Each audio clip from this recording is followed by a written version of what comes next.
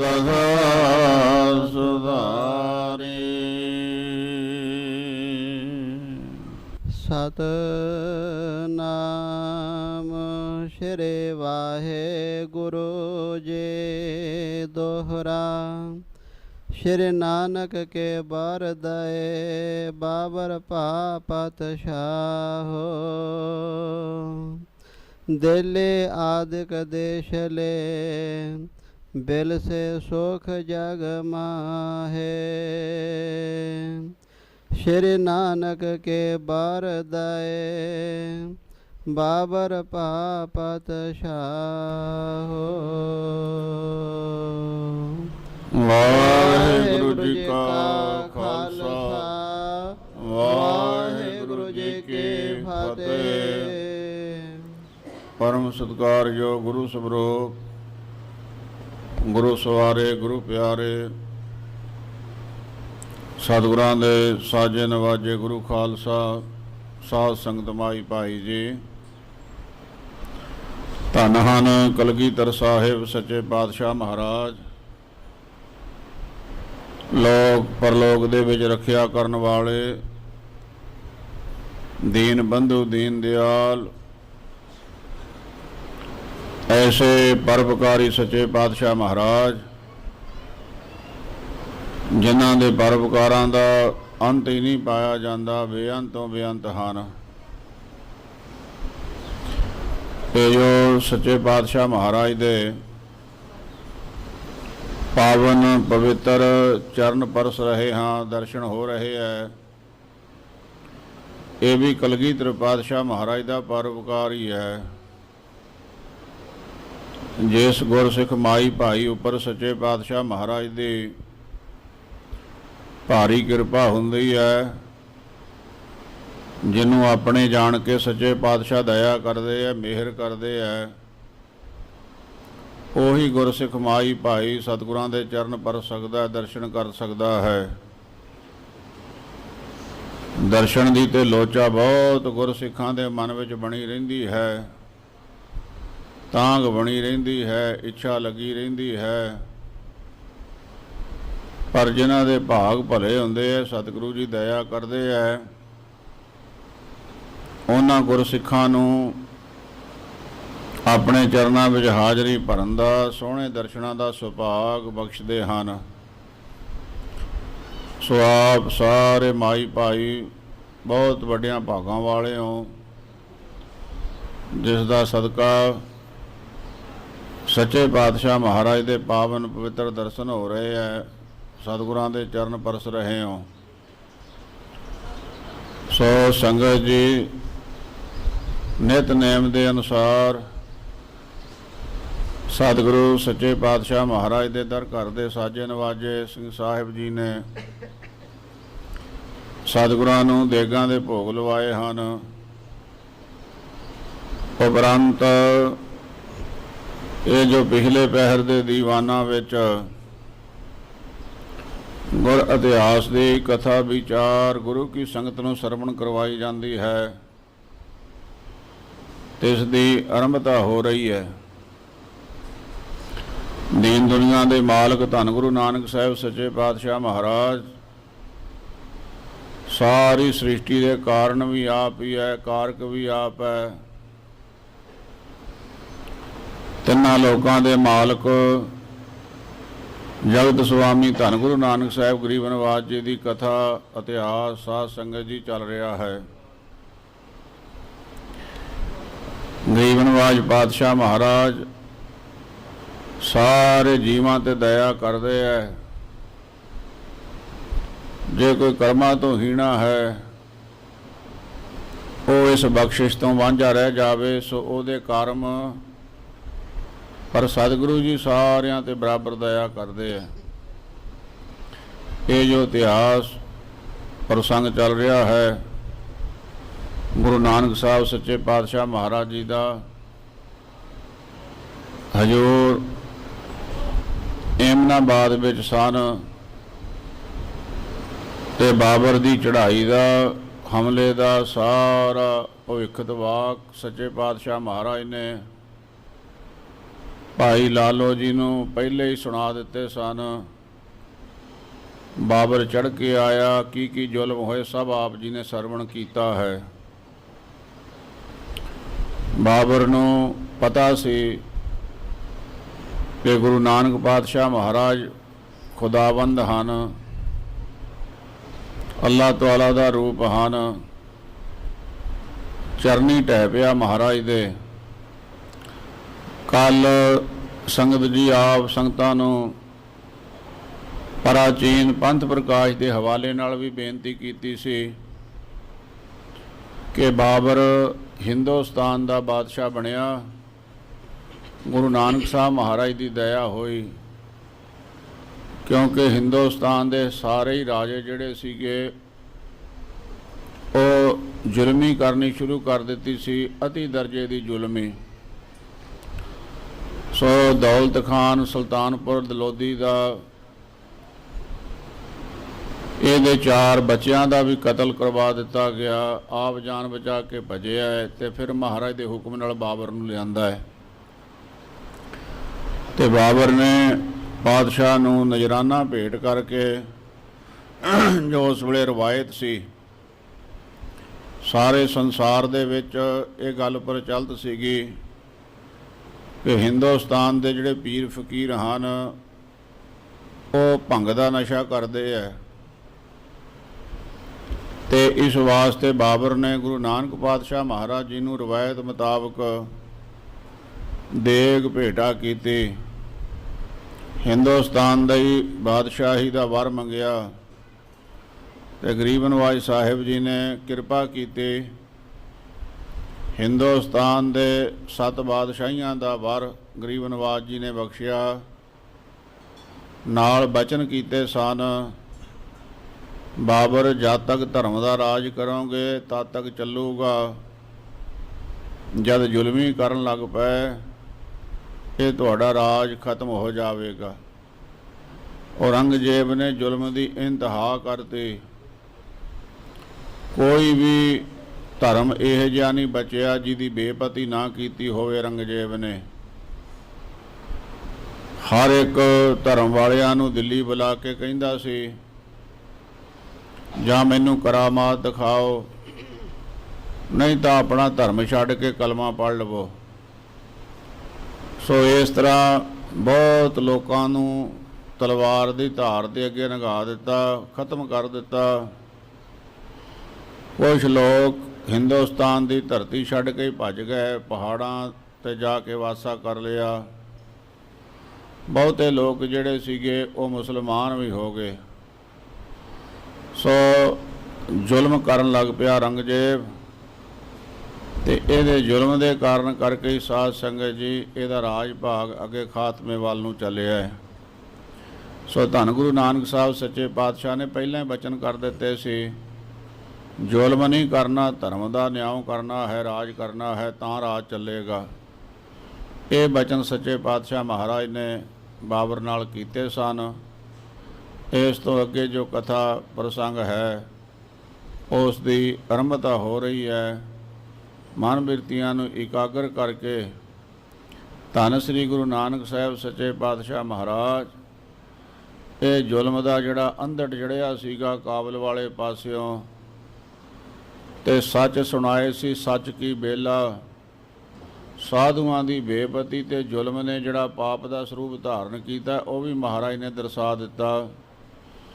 ਤੇ ਬਾਬਰ ਨੂੰ ਵੀ ਜ਼ਾਲਮ ਕਰਕੇ ਸੱਚੇ ਪਾਤਸ਼ਾਹ ਮਹਾਰਾਜ ਨੇ ਪੁਕਾਰਿਆ ਵੀ ਬਾਬਰ ਤੂੰ ਜਾਬਰ ਹੈ, ਆ ਨਿੱਕੇ ਨਿੱਕੇ ਬੱਚਿਆਂ ਦਾ ਕੀ ਗੁਨਾਹ ਹੈ, ਬਜ਼ੁਰਗ ਬੀਬੀਆਂ ਦੀ ਬੇਪਤੀ ਹੋ ਰਹੀ ਹੈ। ਨਾਲ ਅਕਾਲ ਪੁਰਖ ਨੂੰ ਵੀ ਇਸ ਗੱਲ ਦਾ ਜਿਵੇਂ ਕੋਈ ਉਲਾਂਭਾ ਦਿੰਦਾ ਹੈ, ਤੀ ਮਾਰ ਪਏ ਕੁਰਲਾਣੇ ਤੈਂ ਕੀ ਦਰਦ ਨਾ ਆਇਆ। ਇਹ ਸੱਚੇ ਪਾਤਸ਼ਾਹ ਮਹਾਰਾਜ ਨੇ ਬਚਨ ਉਚਾਰੇ ਸਨ ਆਦਿਕ। ਬਾਬਰ ਨੂੰ ਹਿੰਦੁਸਤਾਨ ਦਾ ਰਾਜ ਭਾਗ ਬਖਸ਼ਿਆ ਹੈ।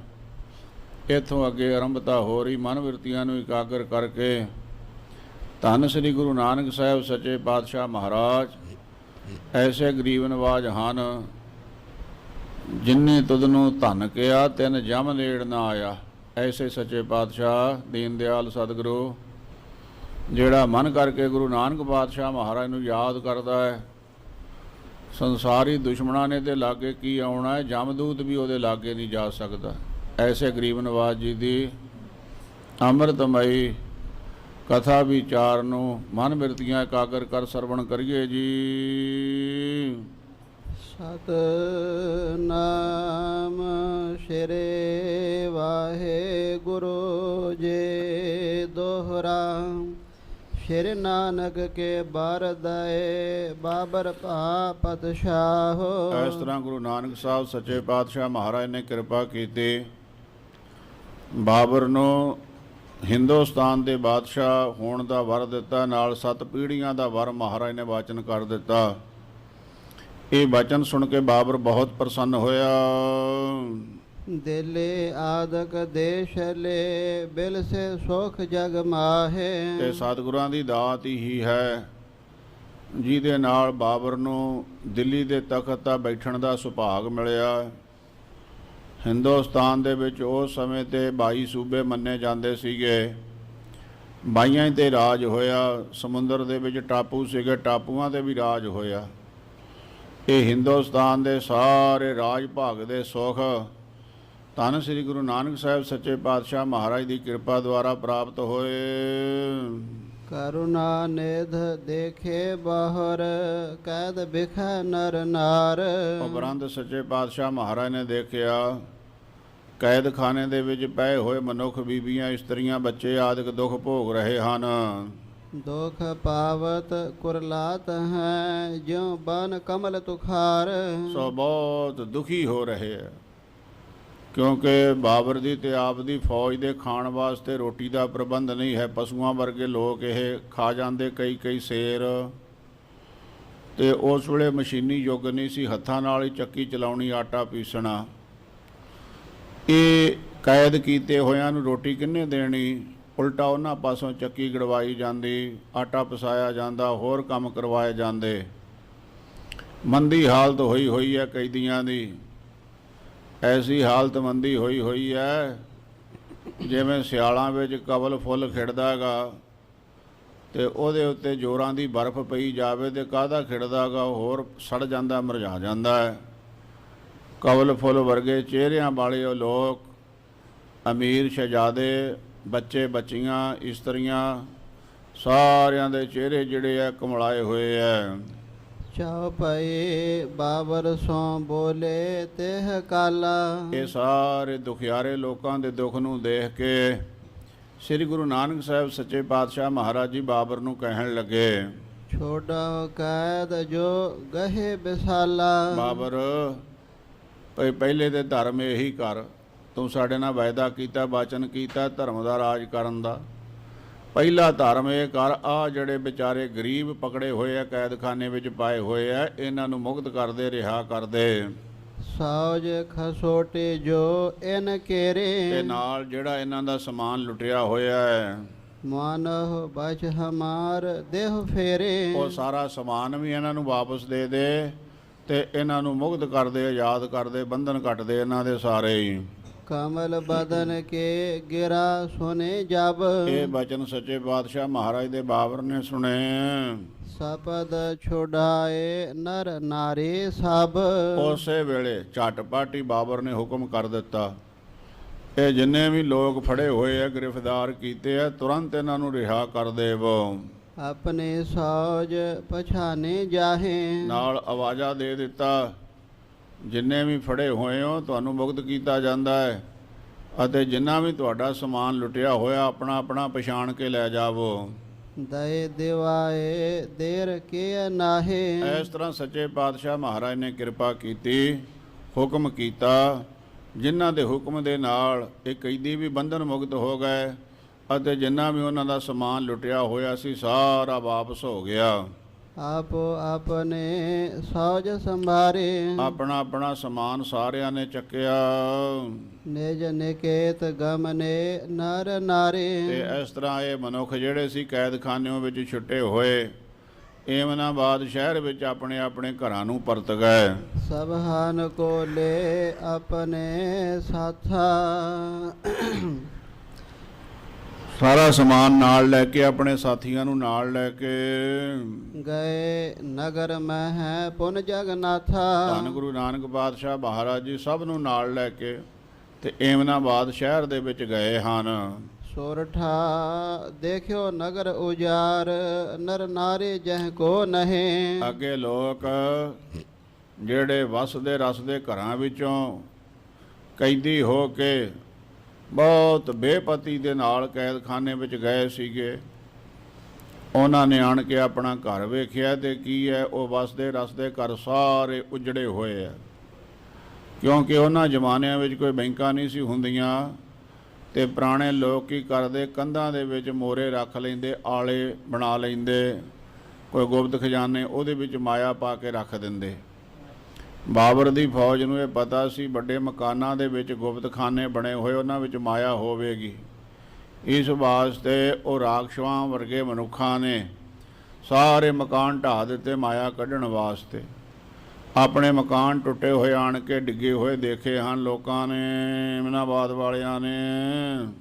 ਆਸਾ ਰਾਗ ਮਝਾਰ ਸ਼ਬਦ ਉਚਾਰਿਓ ਸ਼੍ਰੀ ਗੁਰੂ। ਤੇ ਇਹ ਲੋਕ ਰੋ ਰਹੇ ਨੇ ਆਪਣੇ ਘਰਾਂ ਨੂੰ ਡਿੱਗਿਆਂ ਹੋਇਆਂ ਨੂੰ ਦੇਖ ਕੇ, ਬਹੁਤ ਦੁਖੀ ਹੋ ਰਹੇ ਹੈ। ਇਹ ਦੁਖੀ ਹੋਏ ਹੋਏ ਲੋਕਾਂ ਨੂੰ ਦੇਖ ਕੇ ਧੰਨ ਸ੍ਰੀ ਗੁਰੂ ਨਾਨਕ ਸਾਹਿਬ ਸੱਚੇ ਪਾਤਸ਼ਾਹ ਮਹਾਰਾਜ ਨੇ ਆਸਾ ਰਾਗ ਦੇ ਵਿੱਚ ਸ਼ਬਦ ਉਚਾਰਨ ਕੀਤਾ।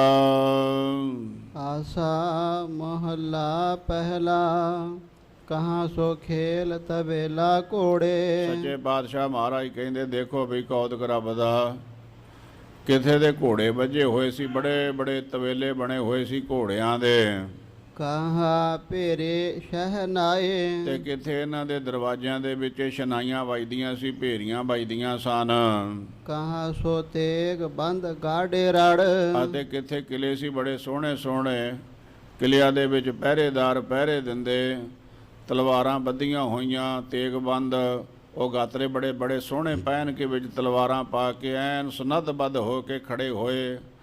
ਤੇ ਕਿਸੇ ਪਾਸੇ ਸ਼ਹਿਜ਼ਾਦੇ ਸੋਹਣੀਆਂ ਸੋਹਣੀਆਂ ਤਲਵਾਰਾਂ, ਬੇਸ਼ਕੀਮਤੀ ਤਲਵਾਰਾਂ, ਜਿਨ੍ਹਾਂ ਦੀਆਂ ਮੁੱਠਾਂ ਤੇ ਸੋਨਾ ਚੜ੍ਹਿਆ ਹੋਇਆ, ਵਿੱਚ ਹੀਰੇ ਜਵਾਹਰਾਤ ਲੱਗੇ ਹੋਏ, ਤੇ ਸੋਹਣੇ ਸੋਹਣੇ ਕੀਮਤੀ ਗਾਤਰੇ ਪਾ ਕੇ ਵਿੱਚ ਤਲਵਾਰਾਂ ਸਜਾ ਕੇ ਘੁੰਮਿਆ ਕਰਦੇ ਸਨ।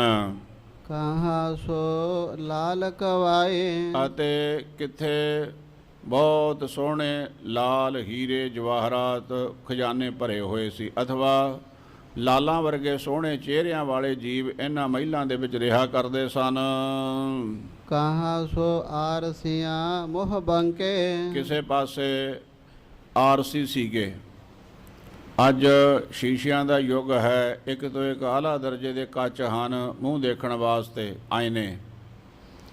ਉਹਨਾਂ ਜ਼ਮਾਨਿਆਂ ਦੇ ਵਿੱਚ ਕੱਚ ਦੀ ਕਾਢ ਘੱਟ ਸੀਗੀ ਤੇ ਸਿਕਲਗਰੀ ਜਿਹੜੇ ਨੇਗੇ ਉਹ ਖਾਸ ਤਰੀਕੇ ਦਾ ਲੋਹਾ ਲੈ ਕੇ ਉਹਨੂੰ ਚਮਕਾਉਂਦੇ, ਇੰਨੀ ਉਹਦੀ ਚਮਕ ਹੋ ਜਾਂਦੀ, ਉਹਦੇ ਵਿੱਚ ਦੀ ਮੂੰਹ ਦਿਖਦਾ, ਉਹਨੂੰ ਆਰਸੀ ਕਹਿ ਦਿੰਦੇ ਸੀਗੇ। ਤੇ ਇਸ ਤਰ੍ਹਾਂ ਮਹਾਰਾਜ ਕਹਿੰਦੇ ਵੀ ਦੇਖੋ ਕਿੱਥੇ ਤੇ ਆਰਸੀਆਂ ਲੱਗੀਆਂ ਹੋਈਆਂ ਸੀ ਮਹਿਲਾਂ ਦੇ ਵਿੱਚ, ਤੇ ਉਹਨਾਂ ਸ਼ੀਸ਼ਿਆਂ ਦੇ ਵਿੱਚ ਦੀ, ਆਰਸੀਆਂ ਦੇ ਵਿੱਚ ਦੀ ਸੋਹਣੇ ਸੋਹਣੇ ਮੁਖ ਵਾਲੀਆਂ ਬੀਬੀਆਂ ਆਪਣਾ ਮੁਖੜਾ ਵੇਂਦੀਆਂ, ਆਪਣੇ ਚਿਹਰੇ ਸਵਾਰਿਆ ਕਰਦੀਆਂ ਸਨ। ਐਥੈ ਦਿਸਹਿ ਨਾਹੇ। ਤੇ ਹੁਣ ਨਾ ਆਰਸੀਆਂ ਦਿਸ ਰਹੀਆਂ ਕਿੱਥੇ, ਤੇ ਨਾ ਉਹ ਆਰਸੀਆਂ ਵਿੱਚ ਦੀ ਮੂੰਹ ਦੇਖਣ ਵਾਲੇ ਬੀਬੀਆਂ, ਸ਼ਹਿਜ਼ਾਦੇ, ਮਰਦ ਆਦਿਕ ਦਿਸ ਰਹੇ ਐ। ਇਹੋ ਜਾਗ ਤੇਰਾ ਤੂੰ ਗੋਸਾਈ। ਇਹ ਮੇਰੇ ਸਤਿਗੁਰੂ ਨਿਰੰਕਾਰ ਜੀ, ਇਹ ਸਾਰੀ ਸ੍ਰਿਸ਼ਟੀ ਦਾ ਤੂੰ ਮਾਲਕ ਹੈ, ਇਹ ਸਾਰੀ ਸ੍ਰਿਸ਼ਟੀ ਤੇਰੇ ਹੁਕਮ ਦੇ ਵਿੱਚ ਚੱਲ ਰਹੀ ਹੈ। ਏਕ ਘੜੀ ਮਹਿ ਥਾਪ ਉਥਾਪੇ। ਇਹ ਸੱਚੇ ਪਾਤਸ਼ਾਹ ਮਹਾਰਾਜ ਨਿਰੰਕਾਰ ਕਰਤੇ, ਇੱਕ ਛਿਨ ਨਹੀਂ ਲੱਗਦਾ ਤੈਨੂੰ, ਇੱਕ ਛਿਨ ਮਾਤਰ ਦੇ ਵਿੱਚ ਤੇ ਤੂੰ ਸਾਜ ਦਿੰਦਾ, ਸਵਾਰ ਦਿੰਦਾ, ਬਣਾ ਦਿੰਦਾ ਹੈ, ਇੱਕ ਛਿਨ ਮਾਤਰ ਦੇ ਵਿੱਚ ਢਹਿ ਢੇਰੀ ਕਰ ਦਿੰਦਾ ਹੈ। ਜਰ ਵੰਡ ਦੇਵੈ ਭਾਈ। ਤੇ ਭਾਈਆਂ ਦਾ ਪਿਆਰ ਬਹੁਤ ਹੁੰਦਾ ਹੈ। ਸੰਸਾਰ ਦੇ ਵਿੱਚ ਵਿਦਵਾਨਾਂ ਨੇ ਬਹੁਤ ਖੋਜ ਕੀਤੀ, ਕਹਿੰਦੇ ਵੀ ਸਾਰਿਆਂ ਤੋਂ ਜ਼ਿਆਦਾ ਪਿਆਰ ਭਰਾਵਾਂ ਦਾ ਹੁੰਦਾ ਹੈਗਾ। ਤੇ ਜਦੋਂ ਜਰ ਆਉਂਦੀ ਹੈ ਨਾ, ਧਨ ਦੌਲਤ ਆਉਂਦਾ ਹੈ, ਤੇ ਭਾਈਆਂ ਵਿੱਚ ਵੀ ਵੰਡੀ ਪੈ ਜਾਂਦੀ ਹੈ। ਉਹ ਸਿਆਣਿਆਂ ਨੇ ਕਿਹਾ, ਕਹਿੰਦੇ ਭਰਾ ਵਰਗਾ ਕੋਈ ਸਾਕ ਨਹੀਂ ਜੇ ਵਿੱਚ ਖਾਰ ਨਾ ਹੋਵੇ। ਇਹ ਈਰਸ਼ਾ ਪੈ ਜਾਂਦੀ ਹੈ ਧਨ ਦੌਲਤ ਦੀ। ਭਰਾਵਾਂ ਦਾ ਪਿਆਰ ਮਾਇਆ ਦੇ ਵਿੱਚ ਆਣ ਕੇ ਵੰਡੀਆਂ ਪੈ ਜਾਂਦੀਆਂ। ਭਰਾ ਵੀ ਤਲਵਾਰਾਂ ਖਿੱਚ ਕੇ ਆਮਣੇ ਸਾਹਮਣੇ ਖਲੋ ਜਾਂਦੇ ਹਨ। ਇਹ ਮਾਇਆ ਇਹੋ ਜਿਹੀ ਵਸਤੂ ਹੈ। ਰਹਾਉ ਕਹਾਂ ਸੋ ਘਰ ਦਰ ਮੰਡਪ ਮਹਿਲਾ। ਗਰੀਬ ਨਵਾਜ ਕਹਿਣ ਲੱਗੇ, ਹੇ ਕਰਤੇ ਤੂੰ ਕਿੱਡਾ ਬਿਆਨਤ ਹੈ। ਇੱਥੇ ਬੜੇ ਸੋਹਣੇ ਘਰ ਬਣੇ ਹੋਏ ਸੀ, ਮਹਿਲ ਮਾੜੀਆਂ ਟਾਰੀਆਂ, ਤੇ ਇਹਨਾਂ ਦੇ ਅੱਗੇ ਦਰ ਦਰਵਾਜ਼ੇ ਬਣੇ ਹੋਏ ਸੀ, ਦਿਉੜੀਆਂ ਬੜੀਆਂ ਸੋਹਣੀਆਂ ਸੁੰਦਰ। ਪੁਰਾਣੇ ਜਿਹੜੇ ਲੋਕਾਂ ਦੇ ਘਰ ਹੁੰਦੇ, ਛੋਟੇ ਛੋਟੇ ਕਿਲੇ ਨੁਮਾ, ਚਾਹੇ ਨਿੱਕੇ ਹੋਣ, ਹਵੇਲੀਆਂ ਦੇ ਅੱਗੇ ਦਰਵਾਜ਼ੇ। ਮਾਲਵੇ ਦੇ ਵਿੱਚ ਅਜੇ ਵੀ ਰਿਵਾਜ ਹੈ ਵੀ ਮਕਾਨ ਬਣਾ ਕੇ ਅੱਗੇ ਦਿਉੜੀ ਜ਼ਰੂਰ ਬਣਾਉਂਦੇ ਆ, ਛੱਤੀ ਹੋਈ ਦਿਉੜੀ। ਇਹ ਪੁਰਾਣੇ ਰਿਵਾਜ ਮੁਤਾਬਕ ਉਹਨੂੰ ਦਰਵਾਜ਼ਾ ਕਹਿ ਦਿੰਦੇ। ਕਿੱਥੇ ਸੋਹਣੇ ਸੁੰਦਰ ਘਰ ਬਣੇ ਹੋਏ ਸੀ ਮਹਿਲਾਂ ਵਰਗੇ, ਕਿੱਥੇ ਅੱਗੇ ਸੋਹਣੀਆਂ ਸੁੰਦਰ ਦਿਉੜੀਆਂ ਬਣੀਆਂ ਹੋਈਆਂ ਸਨ। ਕਹਾਂ ਸੋ ਬੰਕ ਸਰਾਏ। ਤੇ ਕਿੱਥੇ ਸੋਹਣੀਆਂ ਸੁੰਦਰ ਸਰਾਵਾਂ ਬਣੀਆਂ ਹੋਈਆਂ ਸੀ ਆਉਣ ਜਾਣ ਵਾਲੇ ਲੋਕਾਂ ਦੇ ਰਹਿਣ ਵਾਸਤੇ। ਕਹਾਂ ਸੋ ਸੇਜ ਸੁਖਾਲੇ ਕਾਮਣ। ਤੇ ਕਿੱਥੇ ਸੋਹਣੀਆਂ ਸੇਜਾਂ, ਬਹੁਤ ਸੋਹਣੇ ਆਸਣ ਲੱਗੇ ਹੋਏ ਸੀ, ਬਿਸਤਰੇ ਲੱਗੇ ਹੋਏ ਸੀ। ਜਿਸ ਵੇਖ ਨੀਂਦ ਨਾ ਪਾਏ। ਇਹ ਜੇ ਸੁੰਦਰ ਮਹਿਲ, ਮਕਾਨ, ਆਰਸੀ ਲੱਗੇ ਹੋਏ, ਸੀਸੇ ਲੱਗੇ ਹੋਏ, ਉਹਦੇ ਵਿੱਚ ਸੋਹਣੇ ਪਲੰਘ ਡਿੱਠੇ ਹੋਏ, ਪਲੰਘਾਂ ਤੇ ਨਾਵਿਆਏ ਜੋੜੇ ਜਿਹੜੇ ਉਸ ਖੁਸ਼ੀ ਦੇ ਚਾਅ ਦੇ ਵਿੱਚ ਹੀ ਇੰਨੇ ਮਸਤ ਰਹਿੰਦੇ ਕਿ ਸਾਰੀ ਸਾਰੀ ਰਾਤ ਉਹਨਾਂ ਨੂੰ ਨੀਂਦ ਨਹੀਂ ਸੀ ਆਉਂਦੀ ਖੁਸ਼ੀ ਵਿੱਚ। ਕਹਾਂ ਸੋ ਪਾਨ ਤੰਬੋਲੀ ਹਰਮਾ। ਕਿਤੇ ਉਹ ਹਰਮਾਂ ਦੇ ਵਿੱਚ ਬੜੇ ਬੜੇ ਸੋਹਣੇ ਸੁੰਦਰ ਹਰਮ ਬਣੇ ਸੀ ਨਹਾਉਣ ਵਾਸਤੇ, ਤੇ ਕਿੱਥੇ ਪਾਨ ਖਾਣ ਵਾਸਤੇ ਤੇ ਬੀੜੇ ਚੱਬਣ ਵਾਸਤੇ ਉਹਨਾਂ ਦੇ ਪਏ ਹੁੰਦੇ ਸੀਗੇ। ਹੋਈਆਂ ਛਾਏ ਮਾਏ। ਇਹ ਪਰਮੇਸ਼ਰ ਬੜਾ ਕੌਤਕ ਵਰਤਾਇਆ। ਅੱਖ ਝਮਕਣ ਦੇ ਨਾਲ ਹੀ ਸਭ ਸ਼ੈਮਈ ਹੋ ਗਏ। ਨਾ ਤਾਂ ਮਕਾਨ ਰਹਿ ਗਏ, ਨਾ ਦਿਉੜੀਆਂ ਰਹਿ ਗਈਆਂ, ਨਾ ਪਲੰਘ ਰਹਿ ਗਏ, ਨਾ ਵਿਛਾਉਣੇ ਰਹਿ ਗਏ, ਨਾ ਵਿਛਾਉਣਿਆਂ ਤੇ ਪਲੰਘਾਂ ਤੇ ਸੌਣ ਵਾਲਾ ਰਹਿ ਗਿਆ, ਨਾ ਪਾਨਾਂ ਦੇ ਬੀੜੇ ਰਹਿ ਗਏ, ਨਾ ਪਾਨ ਚੱਬਣ ਵਾਲਾ ਹੀ ਕੋ ਰਹਿ ਗਿਆ। ਸ਼ੈਮਈ ਹੋ ਗਿਆ, ਸਾਰਾ ਖਾਤਮਾ ਹੋ ਗਿਆ। ਇਸ ਜਰ ਕਾਰਣ ਘਣੇ ਵਿਗੋਤੇ। ਉਪਦੇਸ਼ ਦਿੰਦੇ ਸੱਚੇ ਪਾਤਸ਼ਾਹ ਮਹਾਰਾਜ ਲੋਕਾਂ ਨੂੰ, ਉਹ ਦੁਨੀਆ ਵਾਲਿਓ, ਇਹ ਮਾਇਆ ਨੇ ਬੜਿਆਂ ਨੂੰ ਖਵਾ ਦਿੱਤਾ, ਗਵਾ ਦਿੱਤਾ, ਭੁਲੇਖੇ ਵਿੱਚ ਪਾ ਦਿੱਤਾ, ਭੁੱਲ ਗਏ, ਭਟਕ ਗਏ ਰਸਤੇ ਤੋਂ। ਜੀਵਨ ਭਰ ਚੰਗੇ ਕੰਮ ਕਰਦੇ ਕਰਦੇ ਫਿਰ ਮਾਇਆ ਦੇ ਪਿੱਛੇ ਲੱਗ ਕੇ ਤੇ ਤਿੱਤ ਮੁਖ ਉਹਨਾਂ ਦੇ ਤੇ ਮੂੰਹ ਦੇ ਉੱਤੇ ਫਿਰ ਥੁੱਕ ਹੀ ਪਿਆ ਹੈਗਾ। ਲਾਹਣਤਾਂ ਖੱਟ ਕੇ ਗਏ ਇਸ ਮਾਇਆ ਵਾਸਤੇ। ਇਨ ਜਰ ਘਣੇ ਖੁਆਏ। ਬਹੁਤ ਲੋਕਾਂ ਨੂੰ ਇਸ ਨੇ ਭੁਲਾਇਆ, ਇਸ ਮਾਇਆ ਨੇ। ਪਾਪਾਂ ਬਾਝ ਹੋਵਾ ਨਾਹੇ। ਸੱਚੇ ਪਾਤਸ਼ਾਹ ਉਪਦੇਸ਼ ਦਿੰਦੇ, ਕਹਿੰਦੇ ਦੁਨੀਆ ਵਾਲਿਓ, ਇਹ ਮਾਇਆ ਪਾਪਾਂ ਤੋਂ ਬਿਨਾਂ ਇਕੱਠੀ ਨਹੀਂ ਹੁੰਦੀ। ਲੰਗਰ ਪ੍ਰਸ਼ਾਦੇ ਨਾਲ ਗੁਜ਼ਾਰਾ ਤਾਂ ਚੱਲਦਾ ਹੀ ਜਾਂਦਾ ਹੈ, ਮਾਤਾ ਪਿਤਾ ਦੀ ਸੰਪਦਾ ਹੁੰਦੀ ਹੈ, ਥੋੜ੍ਹੀ ਬਹੁਤੀ ਮਨੁੱਖ ਹੋਰ ਨਾਲ ਜੋੜ ਲੈਂਦਾ, ਪਰ ਬਹੁਤੀ ਜੇ ਕੋਈ ਕਹੇ ਇਕੱਠੀ ਕਰਾਂ ਤੇ ਪਾਪਾਂ ਤੋਂ ਬਿਨਾਂ ਇਕੱਠੀ ਨਹੀਂ ਹੁੰਦੀ ਹੈ। ਮੋਇਆ ਸਾਥ ਨਾ ਜਾਏ। ਤੇ ਮਰਿਆਂ ਨਾਲ ਨਹੀਂ ਕਦੀ ਜਾਂਦੀ ਮਾਇਆ ਸਾਧ ਸੰਗਤ ਜੀ, ਨਾਲ ਤਾਂ ਕਿਸੇ ਨੇ ਵੀ ਨਹੀਂ ਜਾਣਾ। ਤਿੰਨ ਵਸਤੂ ਇਹ ਜੀਵ ਦੀਆਂ ਮੰਨੀਆਂ ਜਾਂਦੀਆਂ, ਇੱਕ ਮਾਇਆ, ਮਿੱਤਰ, ਇੱਕ ਇਸੇ ਤਰ੍ਹਾਂ ਘਰ ਪਰਿਵਾਰ ਵਾਲੇ ਤੇ ਮਿੱਤਰ ਆਦਿਕ, ਤੇ ਇਸ ਤਰ੍ਹਾਂ ਸਾਧ ਸੰਗਤ ਜੀ ਕਰਮ। ਮਾਇਆ ਤਦੋਂ ਤੱਕ ਹੈ ਜਦ ਤੱਕ ਸਰੀਰ ਹੈ, ਘਰ ਵਾਲੇ ਤੇ ਮਿੱਤਰ ਤਦੋਂ ਤੱਕ ਆ ਜਦ ਸਰੀਰ ਮੜੀਆਂ ਵਿੱਚ ਲਿਜਾ ਕੇ ਲੱਕੜਾਂ 'ਤੇ ਰੱਖ ਕੇ ਅੱਗ ਨਹੀਂ ਲਾਈ ਜਾਂਦੀ, ਜਾਂ ਮਿੱਟੀ ਵਿੱਚ ਨਹੀਂ ਦੱਬਿਆ ਜਾਂਦਾ, ਜਾਂ ਪਾਣੀ ਵਿੱਚ ਨਹੀਂ ਰੋੜਿਆ ਜਾਂਦਾ। ਕਰਮ ਇੱਥੇ ਵੀ ਸਾਥ ਦਿੰਦੇ ਆ ਤੇ ਅੱਗੇ ਵੀ ਸਾਥ ਦਿੰਦੇ ਹਨ। ਇਸੀ ਵਾਸਤੇ ਧੰਨ ਕਲਗੀਧਰ ਪਾਤਸ਼ਾਹ ਮਹਾਰਾਜ ਨੇ ਜਿੱਥੇ ਹੋਰ ਵਸਤੂਆਂ ਲੋਚੀਆਂ, ਉੱਥੇ ਸਭ ਤੋਂ ਸ੍ਰੇਸ਼ਟ ਮਹਾਰਾਜ ਨੇ ਕਿਹਾ, ਦੇਹ ਸ਼ਿਵਾ ਬਰ ਮੋਹਿ ਇਹ ਸ਼ੁਭ ਕਰਮਨ ਤੇ ਕਬਹੁ ਨਾ ਟਰੋਂ। ਇਹ ਮੇਰੇ ਅਕਾਲ ਪੁਰਖ ਵਾਹਿਗੁਰੂ ਦੀ ਤਾਕਤ ਸ਼ਕਤੀ ਮੈਨੂੰ ਵਰ ਦੇਵੋ, ਸ਼ੁਭ ਕਰਮ ਕਰਨ ਤੋਂ ਮੈਂ ਕਦੇ ਵੀ ਅਵੇਸਲਾ ਨਾ ਹੋਵਾਂ, ਢਿੱਲਾ ਨਾ ਪਵਾਂ। ਕਰਮ ਹੀ ਜੀਵ ਦੇ ਸਾਥ ਦਿੰਦੇ। ਮਹਾਰਾਜ ਗੁਰੂ ਨਾਨਕ ਸਾਹਿਬ ਸੱਚੇ ਪਾਤਸ਼ਾਹ ਕਹਿਣ ਲੱਗੇ, ਇਸ ਮਾਇਆ ਨੇ ਬੜਿਆਂ ਨੂੰ ਭੁਲਾ ਦਿੱਤਾ, ਭਰਮ ਭੁਲੇਖੇ ਦੇ ਪਰਦੇ ਉਹਨਾਂ ਦੀ ਬੁੱਧੀ ਤੇ ਪਾ ਦਿੱਤੇ। ਸਾਰੀ ਉਮਰ ਚੰਗੇ ਭਲੇ ਕੱਟ ਕੇ ਮਰਨ ਲੱਗਿਆ ਮੂੰਹ ਕਾਲੇ ਕਰਵਾਤੇ ਇਸ ਮਾਇਆ ਨੇ। ਤੇ ਮਹਾਰਾਜ ਕਹਿਣ ਲੱਗੇ, ਪਾਪਾਂ ਬਾਝੋਂ ਹੋਵੇ, ਪਾਪਾਂ ਤੋਂ ਬਿਨਾਂ ਤੇ ਪ੍ਰਾਪਤ ਨਹੀਂ ਹੁੰਦੀ, ਇਕੱਠੀ ਨਹੀਂ ਹੁੰਦੀ। ਤੇ ਮੋਇਆ ਇਹ ਨਾਲ ਨਹੀਂ ਜਾਂਦੀ, ਸਾਥ ਨਹੀਂ ਦਿੰਦੀ ਮਾਇਆ। ਬਾਬਾ ਮਾਇਆ ਸਾਥ ਨਾ ਹੋਏ। ਜਿਸਨੂੰ ਆਪ ਖੁਆਏ ਕਰਤਾ। ਸੱਚੇ ਪਾਤਸ਼ਾਹ ਮਹਾਰਾਜ ਕਹਿਣ ਲੱਗੇ, ਕਿਸੇ ਦੇ ਵੱਸ ਦੀ ਕੀ ਗੱਲ ਹੈ, ਕਿਸੇ ਨੂੰ ਕੋਈ ਉਹ ਨਹੀਂ ਹੈ ਜਿਹਨੂੰ ਮੇਰਾ ਕਰਤਾ ਪੁਰਖ ਵਾਹਿਗੁਰੂ ਭੁਲਾ ਦੇਵੇ ਆਪ, ਖੁਸ ਲਾਏ ਚੰਗਿਆਈ। ਉਹਦੀਆਂ ਚੰਗਿਆਈਆਂ ਖੋਹ ਲੈਂਦਾ। ਚੰਗਾ ਭਲਾ ਬੰਦਾ ਹੁੰਦਾ, ਸੋਹਣਾ ਕੰਮ ਕਰਦਾ ਹੈ, ਸਿਮਰਨ ਵੀ ਕਰਦਾ ਹੈ, ਸੇਵਾ ਵੀ ਕਰਦਾ ਹੈ, ਭਜਨ ਵੀ ਕਰਦਾ ਹੈ, ਚੰਗਾ ਬੋਲਦਾ ਹੈ, ਚੰਗਾ ਰਹਿੰਦਾ ਹੈ, ਤੇ ਜਦੋਂ ਪਰਮੇਸ਼ਰ ਭਵਾਂਟਣੀ ਦੇ ਦਿੰਦਾ ਨਾ, ਉਹਦੀਆਂ ਚੰਗਿਆਈਆਂ ਖੁੱਸ ਲੈਂਦਾ, ਖੋਹ ਲੈਂਦਾ ਹੈ, ਗੰਦ ਬਕਣਾ ਸ਼ੁਰੂ ਕਰ ਦਿੰਦਾ ਹੈ, ਸੇਵਾ ਸਿਮਰਨ ਕਰਨੀ ਛੱਡ ਕੇ ਉਲਟਾ ਸੇਵਾ ਸਿਮਰਨ ਵਾਲਿਆਂ ਨੂੰ ਗੰਦੀਆਂ ਗਾਲਾਂ ਕੱਢਣੀਆਂ ਸ਼ੁਰੂ ਕਰ ਦਿੰਦਾ ਹੈ। ਜਦੋਂ ਮੱਤ ਤੇ ਪੜਦਾ ਵਾਹਿਗੁਰੂ ਪਾਉਂਦਾ, ਉਦੋਂ ਇਹੋ ਜਿਹੇ ਕਰਮ ਜੀਵ ਕਰਨੇ ਸ਼ੁਰੂ ਕਰ ਦਿੰਦਾ ਹੈ।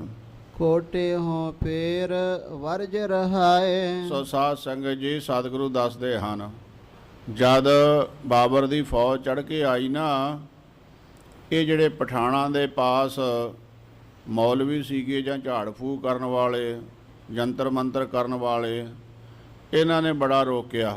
ਪਠਾਣਾਂ ਨੂੰ ਕਹਿਣ ਲੱਗੇ, ਤੁਸੀਂ ਨਾ ਕਿਲੇ ਦੇ ਵਿੱਚ ਬੈਠੇ ਰਹੋ, ਤੁਹਾਨੂੰ ਨਹੀਂ ਆਉਣ ਦੀ ਲੋੜ, ਅਸੀਂ ਇਹੋ ਜਿਹੇ ਮੰਤਰ ਫੂਕਾਂਗੇ, ਇਹੋ ਜਿਹੇ ਤਵੀਜ਼ ਬਣਾਵਾਂਗੇ, ਜਿਹਦੇ ਨਾਲ ਦੁਸ਼ਮਣ ਦੀਆਂ ਤੋਪਾਂ ਤਲਵਾਰਾਂ ਦੀ ਧਾਰ ਬਾਜੂ, ਤੋਪਾਂ ਚੱਲਣਗੀਆਂ ਨਹੀਂ ਅਤੇ ਤਲਵਾਰਾਂ ਦੀ ਧਾਰ ਬਾਜੂਗੀ, ਵੱਢੂਗੀ ਨਹੀਂ ਕਿਸੇ ਚੀਜ਼ ਨੂੰ, ਤਲਵਾਰ ਹਥਿਆਰ ਬੰਨ੍ਹ ਦੇਵਾਂਗੇ। ਤੇ ਇਸ ਤਰ੍ਹਾਂ ਉਹਨਾਂ ਨੇ ਵਰਜ ਰਹਾਏ ਰੋਕ ਕੇ ਰੱਖਿਆ ਸੀ ਪਠਾਣਾਂ ਨੂੰ, ਵੀ ਤੁਸੀਂ ਲੜਨਾ ਨਹੀਂ, ਕਿਲੇ ਦੇ ਅੰਦਰ ਹੀ ਬੈਠੇ ਰਹਿਣਾ ਹੈ। ਜਾਂ ਮੇਰ ਸੁਣਿਆ ਤਾਇਆ। ਮੀਰ ਜਦ ਸੁਣਿਆ ਨਾ ਬਾਬਰ ਵੀ ਆ ਰਿਹਾ ਹੈ ਕਾਬਲ ਤੋਂ ਚੜ੍ਹ ਕੇ, ਉਸ ਵੇਲੇ ਪਠਾਣਾਂ ਨੂੰ ਰੋਕ ਦਿੱਤਾ ਸੀ ਲੜਨ ਤੋਂ ਇਹਨਾਂ ਮੌਲਵੀਆਂ ਮਲਾਣਿਆਂ ਨੇ। ਥਾਨ ਮੁਕਾਮ ਜਲੇ ਬਿਜ ਮੰਦਰ। ਤੇ ਪਰ ਹੋਇਆ ਕਿ ਸਾਰਾ ਇਸ ਤੋਂ ਉਲਟਾ, ਇਹਨਾਂ ਦੇ ਕਿਸੇ ਤਵੀਜ਼ ਨੇ, ਕਿਸੇ ਧਾਗੇ ਨੇ, ਕਿਸੇ ਜੰਤਰ ਮੰਤਰ ਨੇ, ਤੰਤਰ ਨੇ ਕੋਈ ਕਾਰਜ ਨਹੀਂ ਕੀਤਾ। ਉਹ ਜਿੱਥੇ ਬੈਠੇ ਹੋਏ ਸੀ ਪਠਾਨ, ਇਹਨਾਂ ਦੇ ਬਿਠਾਏ ਹੋਏ ਮੌਲਵੀਆਂ ਦੇ, ਕਿ ਬੈਠੇ ਰਹੋ, ਇੱਥੇ ਤੋਪ ਦਾ ਗੋਲਾ ਨਹੀਂ ਆਵੇਗਾ। ਉਹ ਵੱਜ ਕੇ ਤੋਪਾਂ ਦੇ ਗੋਲੇ ਵਿੱਚ ਹੀ ਆਪ ਸੜ ਗਏ, ਵਿੱਚੇ ਉਹ ਮੰਦਰ ਮਹਿਲ ਮਕਾਨ ਸਾਰੇ ਸੜ ਕੇ ਸਵਾਹ ਹੋ ਗਏ। ਮੁਛ ਮੁਛ ਕੋਇਰ ਰੁਲਾਇਆ। ਤੇ ਉਹ ਜਿਹੜੇ ਸ਼ਹਿਜ਼ਾਦੇ ਸੀਗੇ, ਜਿਨ੍ਹਾਂ ਨੇ ਕਦੀ ਦੁੱਖ ਦੇਖਿਆ ਹੀ ਨਹੀਂ ਸੀ ਜਨਮ ਤੋਂ ਲੈ ਕੇ, ਜਦ ਤੋਪਾਂ ਦੇ ਨਾਲ ਮਹਿਲ ਮਾੜੀਆਂ ਉਟਾਰੀਆਂ ਉੱਡੀਆਂ, ਸਰੀਰਾਂ ਤੇ ਜ਼ਖਮ ਆਏ, ਤੇ ਮੁੱਸ ਮੁੱਸ ਕੇ ਉੱਚੀ ਉੱਚੀ ਰੋਣ ਲੱਗੇ, ਧਾਹਾਂ ਮਾਰ ਮਾਰ ਕੇ।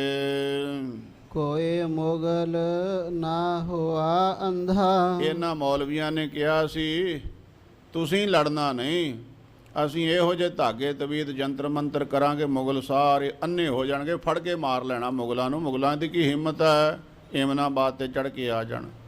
ਮਹਾਰਾਜ ਕਹਿੰਦੇ ਕੋਈ ਮੁਗਲ ਅੰਨਾ ਨਹੀਂ ਹੋਇਆ, ਸਾਰੇ ਮੁਗਲ ਸਜਾਖੇ ਰਹੇ, ਮਾਰ ਮਾਰ ਤੋਪਾਂ ਦੇ ਗੋਲੇ, ਤਲਵਾਰਾਂ, ਬਰਸ਼ਿਆਂ ਦੇ ਨਾਲ ਸਭ ਏਮਨਾਬਾਦ ਫਨਾਹ ਕਰ ਦਿੱਤਾ ਮਾਰ ਕੇ। ਕਿਨੈ ਨਾ ਪਰਚਾ ਲਾਇਆ। ਕਿਸੇ ਇਸ ਗੱਲ ਦੀ ਫਿਕਰ ਵਿਚਾਰ ਹੀ ਨਹੀਂ ਕੀਤੀ ਵੀ ਐਂ ਤੋਪਾਂ ਚੱਲਣੀਆਂ ਕਿਵੇਂ ਬੰਦ ਹੋ ਜਾਣਗੀਆਂ, ਤਲਵਾਰਾਂ ਚੱਲਣੀਆਂ ਕਿਵੇਂ ਬੰਦ ਹੋ ਜਾਣਗੀਆਂ, ਇੰਨੀ ਵੱਡੀ ਭਾਰੀ ਫੌਜ ਚੜ੍ਹ ਕੇ ਆਊਗੀ, ਉਹਨੂੰ ਕਿਵੇਂ ਰੋਕਾਂਗੇ, ਘਰੇ ਬੈਠਿਆਂ ਹੋਇਆਂ ਦੁਸ਼ਮਣ ਨੂੰ ਕਿਵੇਂ ਰੋਕਿਆ ਜਾਊਗਾ। ਇਹ ਵਿਚਾਰ ਹੀ ਨਹੀਂ ਕਿਸੇ ਨੇ ਕੀਤੀ, ਚੁੱਪ ਕਰਕੇ ਅੰਦਰ ਵੜ ਕੇ ਬੈਠੇ ਰਹੇ ਮੌਲਵੀਆਂ ਦੇ ਕਹਿਣ ਤੇ। ਮੁਗਲ ਪਠਾਣਾ ਭਏ ਲੜਾਈ। ਇਸ ਤਰ੍ਹਾਂ ਪਹਿਲਾ ਜੰਗ ਜਿਹੜਾ ਹੈ ਮੁਸਲਮਾਨਾਂ ਦਾ ਆਪਸ ਵਿੱਚ, ਏਮਨਾਬਾਦ ਦੇ ਵਿੱਚ ਮੁਗਲ ਚੜ੍ਹ ਕੇ ਆਇਆ ਕਾਬਲ ਤੋਂ, ਏਮਨਾਬਾਦ ਦੇ ਪਠਾਨ, ਦੋਵਾਂ ਪਾਸਿਆਂ ਦੀ ਜੰਗ ਹੋਈ ਸ਼ਹਿਰ ਦੇ ਵਿੱਚ। ਰਣ ਮਹਿ ਤੇਗ ਵਗਾਏ। ਤੇ ਮੈਦਾਨੇ ਜੰਗ ਦੇ ਵਿੱਚ ਤਲਵਾਰਾਂ ਚੱਲੀਆਂ। ਉਹਨੇ ਤੋਪਕ ਤਾਣ ਚਲਾਏ। ਇਹ ਜਿਹੜੇ ਕਾਬਲੀ ਲੋਕ ਹਨ, ਇਹ ਬੰਦੂਕ ਚਲਾਉਣ ਦੇ ਵਿੱਚ ਬੜੇ ਮਾਹਰ। ਕਹਿੰਦੇ ਉਹਨਾਂ ਨੇ ਤੁਬਕਾਂ ਚਲਾਈਆਂ, ਬੰਦੂਕਾਂ ਚਲਾਈਆਂ, ਤੋਪਾਂ ਚਲਾਈਆਂ ਮੁਗਲਾਂ ਨੇ। ਉਹਨੇ ਹਸਤ ਚੜਾਏ। ਤੇ ਇਹ ਜਿਹੜੇ ਪਠਾਨ ਸੀ, ਇਹ ਰਹਿ ਗਏ ਮੌਲਵੀਆਂ ਦੀਆਂ ਗੱਲਾਂ 'ਚ, ਤੇ ਇਹ ਤਾਂ ਬੰਦੂਕ ਕੱਸਦੇ ਹੀ ਰਹਿ ਗਏ। ਭਈ ਉਹ ਤੇ ਕਹਿੰਦੇ ਸੀ ਮੁਗਲਾਂ ਦੀ ਬੰਦੂਕ ਨਹੀਂ ਚੱਲੂਗੀ, ਤੋਪ ਨਹੀਂ ਚੱਲੂਗੀ, ਇਹ ਤੇ ਚੱਲਣ ਲੱਗ ਪਈਆਂ। ਤੇ ਉਹਨਾਂ ਦੀਆਂ ਬੰਦੂਕਾਂ ਤੋਪਾਂ ਚੱਲਦੀਆਂ ਦੇਖ ਕੇ ਪਠਾਣਾਂ ਨੇ ਵੀ ਮੁੜ ਕੇ ਆਪਣੀਆਂ ਬੰਦੂਕਾਂ ਭਰਨੀਆਂ ਸ਼ੁਰੂ ਕੀਤੀਆਂ। ਪਰ ਜਿਹਦੇ ਪਾਸ ਭਰੀ ਬੰਦੂਕ ਹੈ, ਦੂਜਾ ਭਰ ਰਿਹਾ ਹੈ, ਤੇ ਭਰੀ ਵਾਲਾ ਭਰਨ ਵਾਲੇ ਨੂੰ ਕਿੱਥੋਂ ਭਰਨ ਦਿੰਦਾ ਹੈਗਾ। ਸੋ ਉਹਨਾਂ ਦੀ ਚੱਲਣ ਹੀ ਨਹੀਂ ਦਿੱਤੀ ਬੰਦੂਕ। ਭਰਿਆਂ ਵਾਲਿਆਂ ਮੁਗਲਾਂ ਨੇ ਪਹਿਲਾਂ ਹੀ ਪਠਾਣਾਂ ਦੇ ਉੱਤੇ ਗੋਲੀਆਂ ਦਾਗ ਦਿੱਤੀਆਂ। ਜਿਨ ਕੇ ਛੇਰੇ ਦਰਗਾਹ ਫਾਟੇ। ਸਤਿਗੁਰੂ ਸੱਚੇ ਪਾਤਸ਼ਾਹ ਕਹਿੰਦੇ ਵੀ ਲੋਕੋ ਦੁਨੀਆ ਦਿਓ, ਇਹ ਕਿਸੇ ਦੇ ਵੱਸ ਦੀ ਗੱਲ ਨਹੀਂ ਹੈ ਵੀ ਉਹਨਾਂ ਨੇ ਬੰਦੂਕਾਂ ਕਿਉਂ ਨਾ ਭਰੀਆਂ, ਮੌਲਵੀਆਂ ਦੇ ਕਹੇ ਦੇ ਵਿੱਚ ਕਿਉਂ ਆ ਗਏ। ਉਹਨਾਂ ਨੇ ਪਹਿਲਾਂ ਤਿਆਰੀ ਕਿਉਂ ਨਾ ਰੱਖੀ? ਮਹਾਰਾਜ ਕਹਿੰਦੇ ਕਿਸੇ ਦੇ ਵੱਸ ਦੀ ਗੱਲ ਨਹੀਂ ਹੈ। ਜਿਨ ਕੀ ਚੀਰੀ ਦਰਗਾਹ, ਜਿਨ੍ਹਾਂ ਦੀ ਚਿੱਠੀ ਦਰਗਾਹ ਤੋਂ ਆ ਗਈ, ਆ ਜਾ ਭਾਈ ਤੇਰਾ ਸਮਾਂ ਪੂਰਾ ਹੋ ਗਿਆ।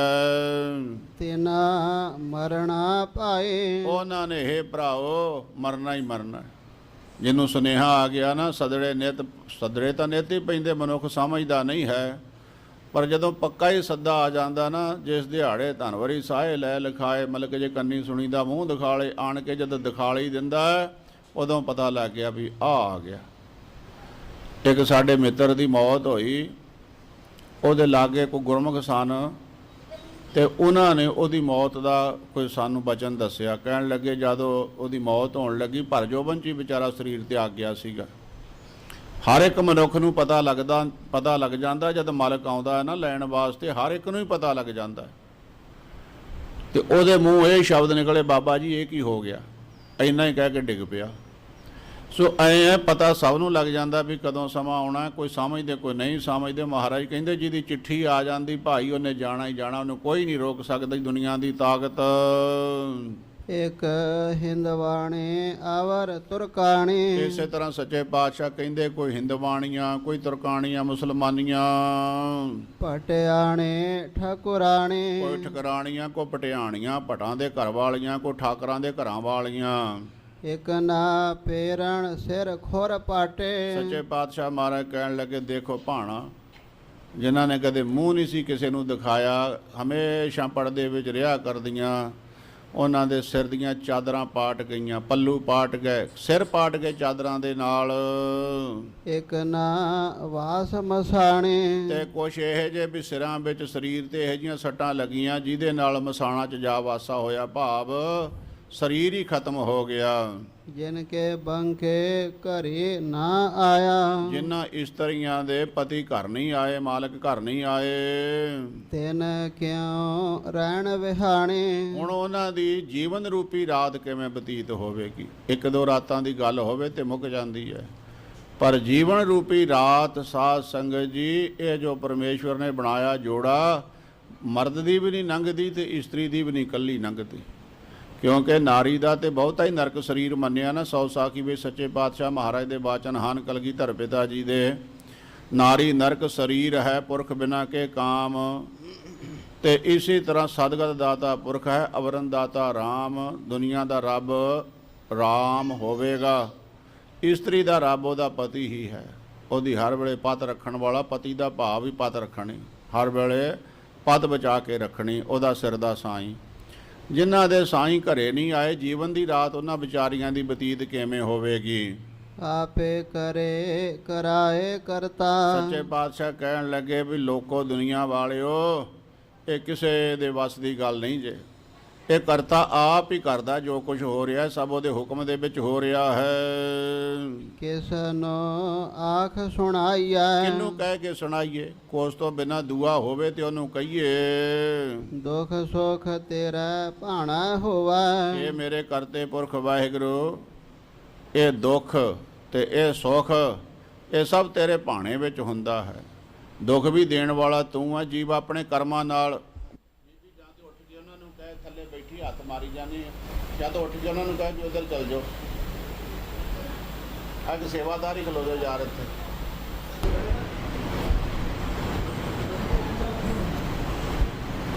ਹਾਂਜੀ, ਦੁਖ ਸੁਖ ਤੇਰਾ ਭਾਣਾ ਹੋਵੈ। ਇਹ ਮੇਰੇ ਕਰਤੇ ਪੁਰਖ ਵਾਹਿਗੁਰੂ, ਸਭ ਕੁਝ ਤੇਰੇ ਭਾਣੇ ਵਿੱਚ ਹੁੰਦਾ ਹੈ। ਜੀਵ ਦੇ ਕਰਮ ਹਨ, ਜਿਹੇ ਜੇ ਕਰਮ ਕਰਦਾ ਹੈ ਉਹਦੇ ਮੁਤਾਬਕ ਦੁੱਖਾਂ ਤੇ ਸੁੱਖਾਂ ਦੀ ਪ੍ਰਾਪਤੀ ਇਸ ਜੀਵ ਨੂੰ ਹੁੰਦੀ ਹੈ। ਪਰਮੇਸ਼ਰ ਤੂੰ ਨਹੀਂ ਕਿਸੇ ਨੂੰ ਦੁੱਖ ਸੁੱਖ ਦਿੰਦਾ, ਪਰ ਤੇਰੇ ਭਾਣੇ ਵਿੱਚ ਦੁੱਖ ਸੁੱਖ ਮਿਲਦੇ ਜੀਵਾਂ ਦੇ ਕਰਮਾਂ ਮੁਤਾਬਕ। ਕਿਸ ਥੈ ਜਾਏ ਰੁਆਈਐ। ਤੇ ਕਿਹਦੇ ਅੱਗੇ ਜਾ ਕੇ ਰੋਈਏ? ਕੋਈ ਹੋਵੇ ਸੁਣਨ ਵਾਲਾ ਤੇ ਜਾ ਕੇ ਕਹੀਏ ਨਾ ਵੀ ਆ ਸਾਡੇ ਨਾਲ ਧੱਕਾ ਹੋ ਰਿਹਾ ਹੈ ਤੇ ਸਾਡੇ ਕਰਮਾਂ ਦਾ ਫਲ ਸਾਨੂੰ ਪ੍ਰਾਪਤ ਹੋ ਰਿਹਾ ਹੈ। ਹੁਕਮੇ ਹੁਕਮ ਚਲਾਏ ਬਿਗਸੈ। ਸੋ ਉਹ ਕਰਤਾ ਪੁਰਖ ਵਾਹਿਗੁਰੂ ਆਪਣੇ ਹੁਕਮ ਦੇ ਵਿੱਚ ਸਾਰੇ ਜੀਵਾਂ ਨੂੰ ਚਲਾ ਰਿਹਾ ਹੈ। ਹੁਕਮ ਵਿੱਚ ਚਲਾ ਕੇ ਆਪਣੇ ਹੁਕਮ ਨੂੰ ਵੇਖ ਕੇ ਪ੍ਰਸੰਨ ਹੋ ਰਿਹਾ ਹੈ। ਨਾਨਕ ਲਿਖਿਆ ਪਾਈਐ। ਸੱਚੇ ਪਾਤਸ਼ਾਹ ਮਹਾਰਾਜ ਕਹਿਣ ਲੱਗੇ ਭਾਈ ਆਪਣਾ ਲਿਖਿਆ ਹੀ ਪਾ ਰਹੇ ਹਾਂ ਆਪਾਂ, ਕਿਸੇ ਦੇ ਕਹਿਣ ਨਾਲ ਥੋੜਾ ਕੁਝ ਬਣਦਾ ਹੈਗਾ। ਜੋ ਸਾਡੇ ਕਰਮਾਂ ਮੁਤਾਬਕ ਲੇਖ ਲਿਖੇ ਗਏ ਉਹ ਲੇਖ ਹੀ ਜੀਵ ਨੂੰ ਭੋਗਣੇ ਪੈਂਦੇ ਹਨ।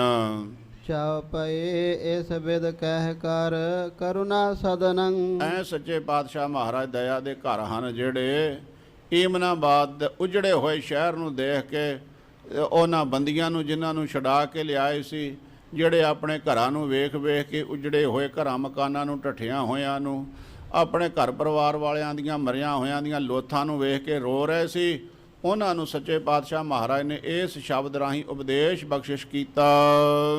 ਬੈਠੇ ਨਿਕਟ ਨਗਰ ਦੁਖ ਕਦਨੰ। ਤੇ ਇਸ ਤਰ੍ਹਾਂ ਨਗਰ ਦੇ ਪਾਸ ਸੱਚੇ ਪਾਤਸ਼ਾਹ ਮਹਾਰਾਜ ਜੀ ਬੈਠ ਗਏ। ਆਵਨ ਲਗੇ ਨਗਰ ਨਾਰ ਨਾਰੇ। ਜਦ ਸਤਿਗੁਰੂ ਜੀ ਬੈਠੇ ਹੋਏ ਐ, ਨਗਰ ਨਿਵਾਸੀ ਸਤਿਗੁਰਾਂ ਦੇ ਦਰਸ਼ਨ ਕਰਨ ਵਾਸਤੇ ਆਉਣ ਲੱਗੇ। ਕਸ਼ਟ ਸਮਾ ਜਿਨ ਪਰ ਭਾ ਭਾਰੇ। ਇੰਨਾ ਭਾਰੀ ਕਸ਼ਟ, ਇੰਨਾ ਦੁੱਖ, ਕੋਈ ਮਨੁੱਖ ਦੁੱਖਾਂ ਦਾ ਆਦੀ ਹੋ ਜਾਂਦਾ ਹੈ ਤੇ ਕੁਝ ਮਨੁੱਖ ਇਹੋ ਜਿਹੇ ਹੁੰਦੇ ਜਿਨ੍ਹਾਂ ਜੀਵਨ ਵਿੱਚ ਦੁੱਖ ਕਦੀ ਵੇਖਿਆ ਹੀ ਨਹੀਂ ਹੁੰਦਾ। ਆਪਣੀ ਨੀਂਦ ਨਾਲ ਸੌਣਾ, ਆਪਣੀ ਨੀਂਦ ਪੂਰੀ ਕਰਕੇ ਉੱਠਣਾ, ਕਿਸੇ ਨੇ ਡਰਦਿਆਂ ਨੇ ਉਹਨਾਂ ਲਾਗੀ ਆਵਾਜ਼ ਤਾਂ ਕੀ ਮਾਰਨੀ, ਉੱਚੀ ਸਾਹ ਵੀ ਨਹੀਂ ਲੈਣਾ ਵੀ ਇਹਦੀ ਨੀਂਦ ਨਾ ਖੁੱਲ੍ਹ ਜਾਵੇ। ਮਨ ਭਾਉਂਦਾ ਖਾਣਾ, ਮਨ ਭਾਉਂਦਾ ਪਹਿਨਣਾ, ਮਨ ਭਾਉਂਦੇ ਕਾਰਜ ਕਰਨੇ। ਅੱਜ ਜੋ ਉਹਨਾਂ ਨਾਲ ਹਾਲਤ ਹੋਈ ਹੈ, ਇਸ ਤੋਂ ਵੱਡਾ ਉਹਨਾਂ ਨੂੰ ਦੁੱਖ ਕੀ ਹੋ ਸਕਦਾ ਗਾ। ਬਾਲਾਂ ਤੋਂ ਬੋਦੀਆਂ ਤੋਂ ਫੜ ਫੜ ਫੌਜ ਖਿੱਚੀ ਫਿਰਦੀ ਰਹੀ ਉਹਨਾਂ ਬੀਬੀਆਂ ਨੂੰ ਜਿਨ੍ਹਾਂ ਮੂੰਹ ਨਹੀਂ ਸੀ ਕਦੀ ਕਿਸੇ ਨੂੰ ਦਿਖਾਇਆ, ਜਿਹੜੀਆਂ ਗਰੀ ਸ਼ਵਾਰੇ ਖਾਂਦੀਆਂ ਤੇ ਹੁਕਮ ਚਲਾਉਂਦੀਆਂ ਤੇ ਮਹਿਫਲਾਂ ਲੱਗਦੀਆਂ ਤੇ ਮਹਿਫਲਾਂ ਦੀ ਉਹ ਸਾਰੀ ਸਰਦਾਰੀ ਕਰਦੀਆਂ ਆਦਿਕ। ਜਿਹੜੀ ਉਹਨਾਂ ਦੀ ਬੇਪਤੀ ਹੋਈ, ਉਹ ਬੇਪਤੀ ਨੂੰ ਯਾਦ ਕਰ ਕਰਕੇ ਰੋ ਰਹੀਆਂ ਹਨ ਉੱਚੀ ਉੱਚੀ। ਤੇ ਸੱਚੇ ਪਾਤਸ਼ਾਹ ਮਹਾਰਾਜ ਦੇ ਚਰਨਾਂ ਪਾਸ ਆਣ ਕੇ ਬੈਠ ਗਏ ਸਭ ਇਹ ਜਿਹੜੇ ਲੁੱਟੇ ਕੁੱਟੇ ਮਾਰੇ ਹੋਏ ਲੋਕ ਹਨ। ਕਟੇ ਖਾਨ ਜਹ ਮਿਰਤਕ ਪਾਰੇ। ਤੇ ਬਹੁਤ ਲੋਕ ਮਰੇ ਪਏ, ਲੋਥਾਂ ਪਈਆਂ ਹੋਈਆਂ ਗਲੀਆਂ ਬਾਜ਼ਾਰਾਂ ਦੇ ਵਿੱਚ। ਅਰੁਣ ਤਾਰਨ ਸ਼ੁਰਣਤ ਬਹੁ ਟਰੇ। ਸਾਰੀ ਧਰਤੀ ਲੋਹੂ ਦੇ ਨਾਲ ਲਾਲ ਹੋਈ ਪਈ ਹੈ। ਆਨਨ ਧੂਰ ਭਰੇ ਜਿਨ ਕੇਰੇ। ਇਹ ਜੇ ਅੱਖਾਂ ਦੇ ਵਿੱਚ ਮਿੱਟੀ ਪਈ ਹੋਈ ਹੈ ਤੇ ਲਾਲ ਅੱਖਾਂ ਹੋਈਆਂ ਆਮਿਕ ਖਾਤ ਗੇਦ ਰਾਵ ਟੇਰੇ। ਤੇ ਉਹ ਅੱਖਾਂ ਦੇ ਵਿੱਚ ਉਸ ਤਰ੍ਹਾਂ ਹੀ ਘਟਾ ਭਰਿਆ ਹੋਇਆ, ਲਹੂ ਜੰਮਿਆ ਹੋਇਆ ਤੇ ਉਹਨਾਂ ਮੁਰਦਿਆਂ ਦੀਆਂ ਲੋਥਾਂ ਨੂੰ ਇੱਲਾਂ ਖਾ ਰਹੀਆਂ ਹਨ। ਦੋਹਰਾ ਦਾਰੁਣ ਰੂਪ ਬਿਰੂਪ ਭਾ ਦੇਖਤ ਹੈ ਨਰ ਨਾਰ। ਇਸ ਤਰ੍ਹਾਂ ਉਹ ਲੋਕ ਆਪਣੇ ਮਰਿਆਂ ਹੋਇਆਂ ਦੀਆਂ ਲੋਥਾਂ ਨੂੰ ਵੇਖ ਰਹੇ, ਫੁੱਲੀਆਂ ਹੋਈਆਂ ਲੋਥਾਂ, ਅੱਧ ਚੀੜੇ, ਕਿਸੇ ਨੂੰ ਗਿੱਦੜ ਨੇ ਪਾੜਿਆ ਹੋਇਆ, ਕਿਸੇ ਨੂੰ ਕੁੱਤੇ ਨੇ ਪਾੜਿਆ ਹੋਇਆ, ਕਿਸੇ ਨੂੰ ਇੱਲਾਂ ਨੇ ਪਾੜਿਆ ਹੋਇਆ, ਕਿਸੇ ਨੂੰ ਕਾਵਾਂ ਨੇ ਨੋਚਿਆ ਹੋਇਆ। ਇਹ ਜਿਹੀਆਂ ਬੇਸਰੂਪ ਹੋਈਆਂ ਬਡੌਲ ਲੋਥਾਂ, ਭਿਆਨਕ ਸਰੂਪ ਵਾਲੀਆਂ ਲੋਥਾਂ ਨੂੰ ਤੱਕਦੇ ਹਨ। ਕਰਤ ਛਿਨਾਰੇ ਆਪਨ ਕੇ ਦਫਨ ਤਰਨ ਮਝਾਰ। ਇਹੋ ਜਿਹੇ ਸਰੂਪ ਦੇ ਵਿੱਚ ਆਪਣੇ ਬਗਾਨੇ ਦੀ ਲੋਥ ਪਛਾਣਨੀ ਬੜੀ ਔਖੀ ਹੈ ਤੇ ਮਨ ਨੂੰ ਮਾਰ ਕੇ ਤਕੜੇ ਹੋ ਕੇ ਆਪਣਿਆਂ ਦੀਆਂ ਲੋਥਾਂ ਨੂੰ ਇਹ ਜੀਵ ਪਛਾਣਨ ਲੱਗੇ। ਚਾਉ ਪਏ ਤੁਰਕ ਹੁਤੇ ਸੇ ਸਭ ਦਫਨਾਏ। ਜਿਹੜੇ ਤੁਰਕ ਸੀਗੇ ਉਹਨਾਂ ਦੀ ਪਛਾਣ ਕਰਕੇ ਉਹਨਾਂ ਦੇ ਘਰਾਂ ਵਾਲਿਆਂ ਨੇ ਜਾਂ ਆਂਢ ਗੁਆਂਢ ਵਾਲਿਆਂ ਨੇ ਜਿਵੇਂ ਕਿਵੇਂ ਮਿੱਟੀ ਪੱਟ ਕੇ, ਕਬਰ ਪੱਟ ਕੇ ਉਹਨਾਂ ਨੂੰ ਦਫਨਾਉਣਾ ਕੀਤਾ। ਹਿੰਦੂ ਮਰੇ ਜੇ ਦਾਹੋ ਕਰਾਏ। ਜਿਹੜੇ ਹਿੰਦੂ ਮਰ ਗਏ ਸੀ ਉਹਨਾਂ ਦਾ ਦਾਹ ਸੰਸਕਾਰ ਕਰਵਾ ਦਿੱਤਾ। ਰੋਵਹਿ ਬਹੁਰ ਪਰਿਓ ਵੱਡ ਰੌਰਾ। ਤੇ ਬੜਾ ਰੌਲਾ ਪਿਆ ਹੋਇਆ, ਲੋਕ ਉੱਚੀ ਉੱਚੀ ਰੋ ਰਹੇ ਹਨ। ਪੀਟਤ ਨਾਰ ਮਿਲੇ ਤੇ ਠੌਰਾ। ਇਸਤਰੀਆਂ ਮਿਲ ਕੇ ਇਕੱਠੀਆਂ ਹੋ ਕੇ ਰੋਂਦੀਆਂ, ਦੁਹੱਥੜਾਂ ਮਾਰ ਮਾਰ ਕੇ ਪਿੱਟਦੀਆਂ ਹਨ। ਹਾਏ ਹਾਏ ਓਹ ਕਰਈ। ਤੇ ਇਸ ਤਰ੍ਹਾਂ ਹਾਏ ਹਾਏ ਹੋਏ ਹੋਏ ਦੀਆਂ ਆਵਾਜ਼ਾਂ ਰੋਣ ਪਿੱਟਣ ਦੀਆਂ ਆ ਰਹੀਆਂ। ਇਹ ਤਾਂ ਹੁਣ ਥੋੜ੍ਹੇ ਜਿਹੇ ਸਮੇਂ ਤੋਂ ਪਰਮੇਸ਼ਵਰ ਦਾ ਭਾਣਾ ਲੋਕਾਂ ਨੇ ਮੰਨਣਾ ਸ਼ੁਰੂ ਕਰ ਲਿਆ। ਪਹਿਲੇ ਸਮੇਂ ਦੇ ਵਿੱਚ ਦਾਸ ਬਚਪਨੇ ਦੇ ਵਿੱਚ ਵੇਖਦਾ ਕੋਈ ਮੌਤ ਹੋ ਜਾਣੀ ਤੇ ਡੂਮਣੀ ਨੇ ਵਿਚਕਾਰ ਖਲੋ ਜਾਣਾ, ਚਾਰ ਚਫੇਰੇ ਬੀਬੀਆਂ ਨੇ ਖਲੋ ਜਾਣਾ ਤੇ ਦੁਹੱਥੜਾਂ ਮਾਰ ਮਾਰ ਪਿੱਟਣੀਆਂ, ਕਦੀ ਪੱਟਾਂ ਤੇ ਹੱਥ ਮਾਰਨੇ, ਕਦੀ ਛਾਤੀ ਤੇ, ਕਦੀ ਗੱਲਾਂ ਤੇ ਉਹਨੇ ਵਿੱਚ ਖਲੋ ਕੇ ਵੈਣ ਪਾਉਣੇ। ਸੋ ਇਹ ਜਿਹਾ ਉਸ ਸਮੇਂ ਦਾ ਨਜ਼ਾਰਾ ਸੀਗਾ। ਤੇ ਉਹ ਹਾਏ ਹਾਏ ਹੋਏ ਹੋਏ ਜੋ ਵੀ ਉਸ ਵੇਲੇ ਸੀਗਾ ਰਿਵਾਜ ਮੁਤਾਬਕ ਲੋਕ ਪਿੱਟਦੇ ਰੋਂਦੇ ਹਨ ਆਪਣੇ ਮਰਿਆਂ ਨੂੰ ਯਾਦ ਕਰਕੇ। ਮੇਰੇ ਤੋਂ ਪਏ ਗੁਣ ਤਿਨ ਹੈ ਉਚਾਰੇ। ਜਿਹੜੇ ਮਰ ਗਏ ਹਨ ਉਹਨਾਂ ਦੇ ਗੁਣਾਂ ਨੂੰ ਯਾਦ ਕਰ ਕਰਕੇ ਲੋਕ ਰੋ ਰਹੇ ਹੈ। ਮੇਲ ਏਕ ਥਾਲ ਬਹਰੋ ਵਹਿ ਨਾਰੇ ਇਸ ਤਰ੍ਹਾਂ ਬੀਬੀਆਂ ਇਕੱਠੀਆਂ ਹੋ ਕੇ ਇੱਕ ਜਗ੍ਹਾ ਤੇ ਰੋਂਦੀਆਂ ਹਨ ਬਾਰ ਉਖਾਰ ਦੇਹ ਧਰ ਡਾਰੇ ਤੇ ਇਸ ਤਰ੍ਹਾਂ ਵਿਰਾਗ ਦੇ ਵਿੱਚ ਆਣ ਕੇ ਆਪਣੇ ਵਾਲ ਪਟ-ਪਟ ਕੇ ਸਿੜਦੀਆਂ ਦੁਹਥੜਾ ਮਾਰਦੀਆਂ ਹਨ ਤਨ ਕੋ ਕਰਹਿ ਤਾੜ ਨਾ ਪਾਰੇ ਆਪਣੇ ਸਰੀਰ ਨੂੰ ਪਿੱਟ-ਪਿੱਟ ਕੇ ਦੁੱਖ ਦੇ ਰਹੀਆਂ ਹਨ ਇਹ ਬੀਬੀਆਂ ਉੱਚੇ ਬਾਹਾਂ ਕਰਹਿ ਪੁਕਾਰੇ ਅਤੇ ਉੱਚੀਆਂ ਬਾਹਾਂ ਕਰ ਕਰਕੇ ਆਪਣੇ ਮਰਿਆਂ ਹੋਇਆਂ ਨੂੰ ਪੁਕਾਰਦੀਆਂ ਯਾਦ ਕਰਦੀਆਂ ਕਿਲਕਾਰੀਆਂ ਮਾਰਦੀਆਂ ਉਹਨਾਂ ਨੂੰ ਯਾਦ ਕਰ ਕਰਕੇ ਬੜ ਰੌਰਾ ਸੁਨ ਕਹਤੇ ਥਾਨਾ ਇਸ ਤਰ੍ਹਾਂ ਵੱਡਾ ਰੌਲਾ ਪਿਆ ਹੋਇਆ ਬੀਬੀਆਂ ਦਾ ਇਕੱਠ ਹੈ ਜਿਹੜਾ ਆਪਣੇ ਮਰਿਆਂ ਨੂੰ ਯਾਦ ਕਰਕੇ ਪਿੱਟਦੀਆਂ ਰੋਂਦੀਆਂ ਚੀਕਾਂ ਮਾਰਦੀਆਂ ਹਨ ਬਹਰੋ ਸ਼੍ਰੀ ਪ੍ਰਭ ਸ਼ਬਦ ਬਖਾਨਾ ਇਹਨਾਂ ਰੋਂਦੀਆਂ ਹੋਈਆਂ ਬੀਬੀਆਂ ਨੂੰ ਦੇਖ ਕੇ ਧੰਨ ਸ੍ਰੀ ਗੁਰੂ ਨਾਨਕ ਸਾਹਿਬ ਸੱਚੇ ਪਾਤਸ਼ਾਹ ਮਹਾਰਾਜ ਨੇ ਕਿਰਪਾ ਕੀਤੀ ਸ਼ਬਦ ਉਚਾਰਨ ਕੀਤਾ ਇੱਕ ਓੰਕਾਰ ਸਤਿਗੁਰ ਪ੍ਰਸਾਦ ਇਹ ਮੰਗਲ ਹੈ ਇੱਕ ਜੋ ਅਕਾਲ ਪੁਰਖ ਵਾਹਿਗੁਰੂ ਹੈ ਜਿਹਦਾ ਤਿੰਨਾਂ ਲੋਕਾਂ ਤੇ ਪ੍ਰਕਾਸ਼ਮਾਨ ਹੋ ਰਿਹਾ ਹੈ ਸਤ ਚੇਤਨ ਆਨੰਦ ਹੈ ਸਾਰਿਆਂ ਦਾ ਉਪਦੇਸ਼ਕ ਹੈ ਉਹਦੀ ਕਿਰਪਾ ਦੇ ਨਾਲ ਮਹਾਰਾਜ ਇਹ ਕਿਰਪਾ ਕਰ ਰਹੇ ਬਖਸ਼ਿਸ਼ ਕਰ ਰਹੇ ਹਨ ਆਸਾ ਕਾਫੇ ਮਹੱਲਾ ਪਹਿਲਾ ਕਰ 8ਵਾਂ ਅਸ਼ਟਪਦੀਆਂ 8 ਪਦਿਆਂ ਦਾ ਸ਼ਬਦ ਹੈ ਤੇ ਇਸੇ ਤਰ੍ਹਾਂ ਸਾਧ ਸੰਗਤ ਜੀ ਕਾਫੀ ਇੱਕ ਛੰਦ ਦੀ ਚਾਲ ਹੈ ਤੇ ਘਰ 8ਵਾਂ ਹੈ ਮਹੱਲਾ ਪਹਿਲਾ ਪਹਿਲੇ ਸਤਿਗੁਰੂ ਜੀ 8ਵੇਂ ਘਰ ਹੁੰਦਾ ਤਾਲ 8 ਤਾਲੇ ਦੇ ਵਿੱਚ ਸ਼ਬਦ ਨੂੰ ਗਾਉਣ ਦੀ ਸੱਚੇ ਪਾਤਸ਼ਾਹ ਮਹਾਰਾਜ ਨੇ ਲੈਬੱਧਤਾ ਕੀਤੀ ਹੈ ਵੀ ਇਹ ਜਦ ਵੀ ਸ਼ਬਦ ਰਾਗੀ ਸਿੰਘਾਂ ਨੇ ਗਾਇਨ ਕਰਨਾ ਹੈ 8 ਤਾਲੇ ਦੇ ਵਿੱਚ ਇਸ ਨੂੰ ਗਾਇਨ ਕਰਨਾ 4 ਤਾਲਾ ਝਬ ਤਾਲ 3 ਤਾਲ ਕਹਿਰਵਾ ਦਾਦਰਾ ਆਦਿਕ ਇਹ ਸ਼ਬਦ ਜਿਹੜਾ 8 ਤਾਲੇ ਦੇ ਵਿੱਚ ਗਾਉਣਾ ਹੈ ਜੈਸੇ ਗੋਇਲ ਗੋਇਲੇ ਤੈਸੇ ਸੰਸਾਰਾ ਸੱਚੇ ਪਾਤਸ਼ਾਹ ਮਹਾਰਾਜ ਕਥਨ ਕਰਦੇ ਹੈ ਵੀ ਜਿਸ ਤਰ੍ਹਾਂ ਗੋਇਲ ਗੋਇਲੀ ਗਾਵਾਂ ਲੈ ਕੇ ਗਵਾਲਾ ਜਿਹੜਾ ਹੈ ਉਹ ਗਾਵਾਂ ਨੂੰ ਚਾਰਨ ਵਾਸਤੇ ਲੈ ਜਾਂਦਾ ਹੈ ਇਸੇ ਤਰ੍ਹਾਂ ਸੰਸਾਰ ਹੈ ਜਿਵੇਂ ਗਾਵਾਂ ਚਰ ਕੇ ਆਉਂਦੀਆਂ ਜਿਹਦੇ ਘਰ ਦੀਆਂ ਗਾਵਾਂ ਹੁੰਦੀਆਂ ਉਹ ਚਰਵਾਹਾ ਜਿਹੜਾ ਹੁੰਦਾ ਉਹਨਾਂ ਘਰਾਂ ਦੇ ਵਿੱਚ ਛੱਡ ਆਉਂਦਾ ਹੈ ਉਹ ਆਪਣੀ ਮਿਹਨਤ ਲੈਂਦਾ ਹੈ ਇਸੇ ਤਰ੍ਹਾਂ ਸੰਸਾਰ ਹੈ ਜਿਵੇਂ ਗਾਂ ਚਰਨ ਆਉਂਦੀ ਹੈ ਤੇ ਚਰ ਕੇ ਆਪਣੇ ਘਰੇ ਚੱਲ ਜਾਂਦੀ ਹੈ ਇਸੇ ਤਰ੍ਹਾਂ ਸੰਸਾਰ ਦੇ ਜੀਵ ਹੈ ਪਰਮੇਸ਼ਵਰ ਦੇ ਘਰ ਪਾਸੋਂ ਆਉਂਦੇ ਹੈ ਇਹ ਸੰਸਾਰ ਰੂਪੀ ਜੰਗਲ ਵਿੱਚ ਆਣ ਕੇ ਵਿਸ਼ੇ ਵਿਕਾਰ ਪਦਾਰਥ ਆਦਿਕ ਮਹਾਂਪੁਰਖ ਗਿਆਨ ਤਤ ਵੇਤਾ ਦੀਆਂ ਖੁਰਾਕਾਂ ਖਾਂਦੇ ਹੈ ਵਿਸ਼ੇ ਵਿਕਾਰ ਭੋਗਣ ਵਾਲੇ ਜੀ ਵਿਸ਼ੇ ਵਿਕਾਰ ਭੋਗਦੇ ਹੈ ਜਿਵੇਂ ਗਾਵਾਂ ਸ਼ਾਮਾਂ ਨੂੰ ਆਪਣੇ ਘਰੇ ਚਲ ਜਾਂਦੀਆਂ ਹੈ ਇਸੇ ਤਰ੍ਹਾਂ ਸੰਸਾਰ ਤੋਂ ਲੋਕ ਆਪਣਾ ਜੀਵਨ ਭੋਗ ਕੇ ਨਿਰੰਕਾਰ ਤੋਂ ਜਿੱਥੋਂ ਵਿਛੜ ਕੇ ਆਏ ਉੱਥੇ ਪਹੁੰਚ ਜਾਂਦੇ ਹਨ ਕੋੜ ਕਮਾਵਹਿ ਆਦਮੇ ਬੰਧਹਿ ਘਰ ਬਾਰਾ ਪਰ ਇਹ ਮਹਾਰਾਜ ਕਹਿੰਦੇ ਝੂਠ ਹੀ ਬਣਦਾ ਮਨੁੱਖ ਸੱਚ ਨਹੀਂ ਹੈ ਇਸ ਦੇ ਪੱਲੇ ਸੰਸਾਰ ਤੇ ਆ ਕੇ ਘਰ-ਬਾਰ ਬੰਨਦਾ ਰਹਿੰਦਾ ਮੇਰਾ ਆਹ ਬਣ ਜੇ ਮੇਰੀ ਇੰਨੀ ਜ਼ਮੀਨ ਹੋ ਜਾਵੇ ਮੇਰਾ ਆਹ ਘਰ ਬਣ ਜਾਵੇ ਆਹ ਮੇਰੀ ਕੋਠੀ ਬਣ ਜਾਵੇ ਆਹ ਮੇਰੀਆਂ ਗੱਡੀਆਂ ਹੋ ਜਾਣ ਮੇਰੀ ਵਿੱਚ ਹੀ ਫਸਿਆ ਰਹਿੰਦਾ ਪਰ ਮਹਾਰਾਜ ਕਹਿੰਦੇ ਹੈ ਸਭ ਝੂਠਾ ਸੱਚ ਕੁਝ ਵੀ ਨਹੀਂ ਹੈ ਇਹਦੇ ਵਿੱਚ ਕੇਵਲ ਵਿਖਾਵੇ ਦਾ ਹੀ ਹੈ ਜਾਗਹੁ ਸੂਤੇ ਹੋ ਚਲਿਆ ਵਣਜਾਰਾ ਇਸ ਵਾਸਤੇ ਸੱਚੇ ਪਾਤਸ਼ਾਹ ਮਹਾਰਾਜ ਕਥਨ ਕਰਦੇ ਆ ਐ ਮਨੁੱਖੋ ਮਾਤ ਲੋਕ ਤੇ ਆਏ ਹੋਏ ਜੀਵੋ ਅਗਿਆਨਤਾ ਦੀ ਨੀਂਦ ਵਿੱਚੋਂ ਉੱਭਰੋ ਜਾਗੋ ਆ ਵੇਖੋ ਜਿਵੇਂ ਆ ਤੁਰ ਗਏ ਹੈ ਨਾ ਵਣਜਾਰੇ ਵਣਜ ਕਰਕੇ ਵਪਾਰ ਕਰਕੇ ਕਿਸੇ ਨੇ ਕੁਛ ਕਾਂਸੀ ਕਿਸੇ ਨੇ ਸੋਨਾ ਕਿਸੇ ਨੇ ਕੱਚ ਵਿਹਾਜਿਆ ਇਹ ਤੁਰੇ ਜਾ ਗਏ ਹੈ ਚਲੇ ਗਏ ਹੈ ਤੇ ਤੁਸੀਂ ਵੀ ਜਾਗੋ ਅਵਿਦਿਆ ਅਗਿਆਨਤਾ ਦੀ ਨੀਂਦ ਵਿੱਚ ਨਾ ਸੁੱਤੇ ਰਹੋ ਤੁਸਾਂ ਨੇ ਵੀ ਇੱਕ ਦਿਨ ਜਾਣਾ ਹੈ ਇਹਨਾਂ ਲੋਕਾਂ ਵਾਂਗੂ ਆਪਣਾ ਘਰ ਤਿਆਗ ਕੇ ਰਹਾਉ ਨੇਤ ਕਰ ਬਾਂਧਿਆ ਹੈ ਜੇ ਰਹਿਣਾ ਹੋਏ ਸੱਚੇ ਪਾਤਸ਼ਾਹ ਕਥਨ ਕਰਦੇ ਹੈ ਬਈ ਆਪਣੇ ਘਰ ਨੂੰ ਰੋਜ਼ ਸਵਾਰੀਏ ਸਵਾਰਨਾ ਚਾਹੀਦਾ ਹੈ ਪਰ ਸਵਾਰੇ ਦਾ ਤਾਂ ਹੀ ਲਾਭ ਹੈ ਨਾ ਜੇ ਇੱਥੇ ਪੱਕਾ ਰਹਿਣਾ ਹੋਵੇ ਪਤਾ ਤੇ ਕਿਸ਼ਨ ਮਾਤਰ ਦਾ ਵੀ ਨਹੀਂ ਹੈ ਸੋ ਇਸ ਵਾਸਤੇ ਨੀਤ ਘਰ ਬੰਨ੍ਹਦੀ ਹੈ ਰੋਜ਼ਾਨਾ ਹੀ ਆ ਮੈਂ ਕਈ ਦੇਖੇ ਹੈ ਨਿੱਕੀ ਗੱਲ ਤੋਂ ਮੇਰਾ ਅੱਧਾ ਫੁੱਟ ਇੱਧਰ ਨੂੰ ਜਗ੍ਹਾ ਬਣਦੀ ਹੈ ਮੇਰੀ 2 ਇੰਚੀ ਐਂ ਨੂੰ ਬਣਦੀ ਉਸੇ ਤੋਂ ਲੜ ਮਰਨਗੇ ਨਾ ਲੈਣ ਨਾ ਕੋਈ ਦਿਨ ਰਹਿਣਾ ਨਾ ਉਹਨੇ ਜਿਹਨੇ ਦੱਬੀ ਨਾ ਉਹਨੇ ਰਹਿਣਾ ਤੇ ਨਾ ਮੱਲਣ ਵਾਲੇ ਨੇ ਰਹਿਣਾ ਛੱਡ ਸਾਰਿਆਂ ਨੇ ਜਾਣਾ ਮਹਾਰਾਜ ਕਹਿੰਦੇ ਨੀਤ ਘਰ ਉਹ ਬੰਨੋ ਘਰ ਜੀ ਸਦਕੇ ਜੇ ਸਦਾ ਵਾਸਤੇ ਇਸ ਘਰਾਂ ਦੇ ਵਿੱਚ ਰਹਿਣਾ ਹੋਵੇ। ਪਿੰਡ ਪਵੈ ਜਿਉ ਚੱਲ ਸੇ ਜੇ ਜਾਣਾ ਕੋਈ। ਸੱਚੇ ਪਾਤਸ਼ਾਹ ਮਹਾਰਾਜ ਕਹਿਣ ਲੱਗੇ ਇੱਥੇ ਰਹਿ ਜਾਣਾ ਜੇ ਪਿੰਡ ਸਰੀਰ ਜਿਉ ਚੱਲ ਸੀ, ਜਿਹਦੇ ਨਾਲ ਇਹ ਸਰੀਰ ਚੱਲਦਾ ਉਹਨੇ ਜੀਵ ਨੇ ਵਿੱਚੋਂ ਨਿਕਲ ਕੇ ਫੁਰ ਹੋ ਜਾਣਾ, ਤੁਰ ਜਾਣਾ ਹੈ। ਓਹੇ ਓਹੇ ਕਿਆ ਕਰਹੁ ਹੈ ਹੋਸੇ ਸੋਏ। ਇਹ ਰੋਣ ਵਾਲਿਆਂ ਨੂੰ ਉਪਦੇਸ਼ ਦਿੰਦੇ ਮਹਾਰਾਜ, ਕਹਿੰਦੇ ਬੀਬੀਓ ਕਾਹਦੇ ਵਾਸਤੇ ਰੋਂਦੀਆਂ ਹੋ? ਜੋ ਭਾਣਾ ਲਿਖਿਆ ਹੁੰਦਾ ਉਹੀ ਹੁੰਦਾ ਹੈ, ਕਿਉਂ ਰੋਂਦੀਆਂ ਤੁਸੀਂ? ਹਾਏ ਹਾਏ ਕਰਕੇ ਪੁਕਾਰ ਰਹੀਆਂ ਹੋ, ਛਾਤੀਆਂ ਪਿੱਟ ਰਹੀਆਂ, ਪੱਟ ਪਿੱਟ ਰਹੀਆਂ ਹੋ, ਗੱਲਾਂ ਤੇ ਚਪੇੜਾ ਮਾਰ ਰਹੀਆਂ ਹੋ, ਕਾਹਦੇ ਵਾਸਤੇ ਵਾਲ ਪੁੱਟ ਰਹੀਆਂ ਹੋ ਆਪ ਦੇ?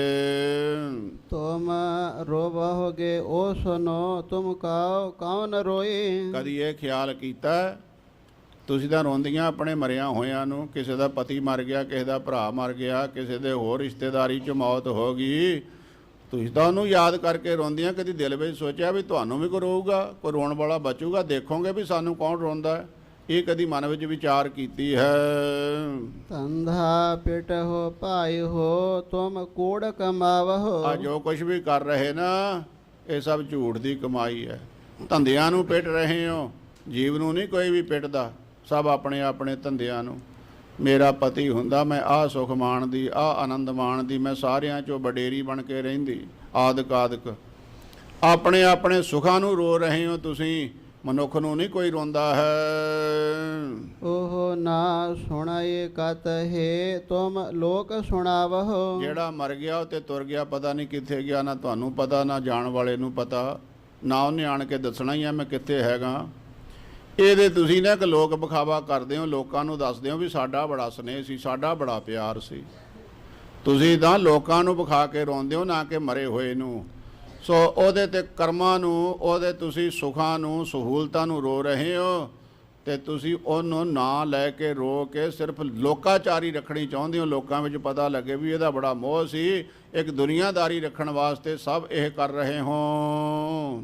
ਜਿਸ ਤੇ ਸੁੱਤਾ ਨਾਨਕਾ ਜਾਗਾਏ ਸੋਏ। ਸੱਚੇ ਪਾਤਸ਼ਾਹ ਮਹਾਰਾਜ ਕਹਿਣ ਲੱਗੇ ਜੀਵੋ ਤੁਸੀਂ ਸੁੱਤੇ ਹੋਏ ਹੋ ਅਗਿਆਨਤਾ ਦੀ ਨੀਂਦ ਦੇ ਵਿੱਚ, ਜਾਗੋ।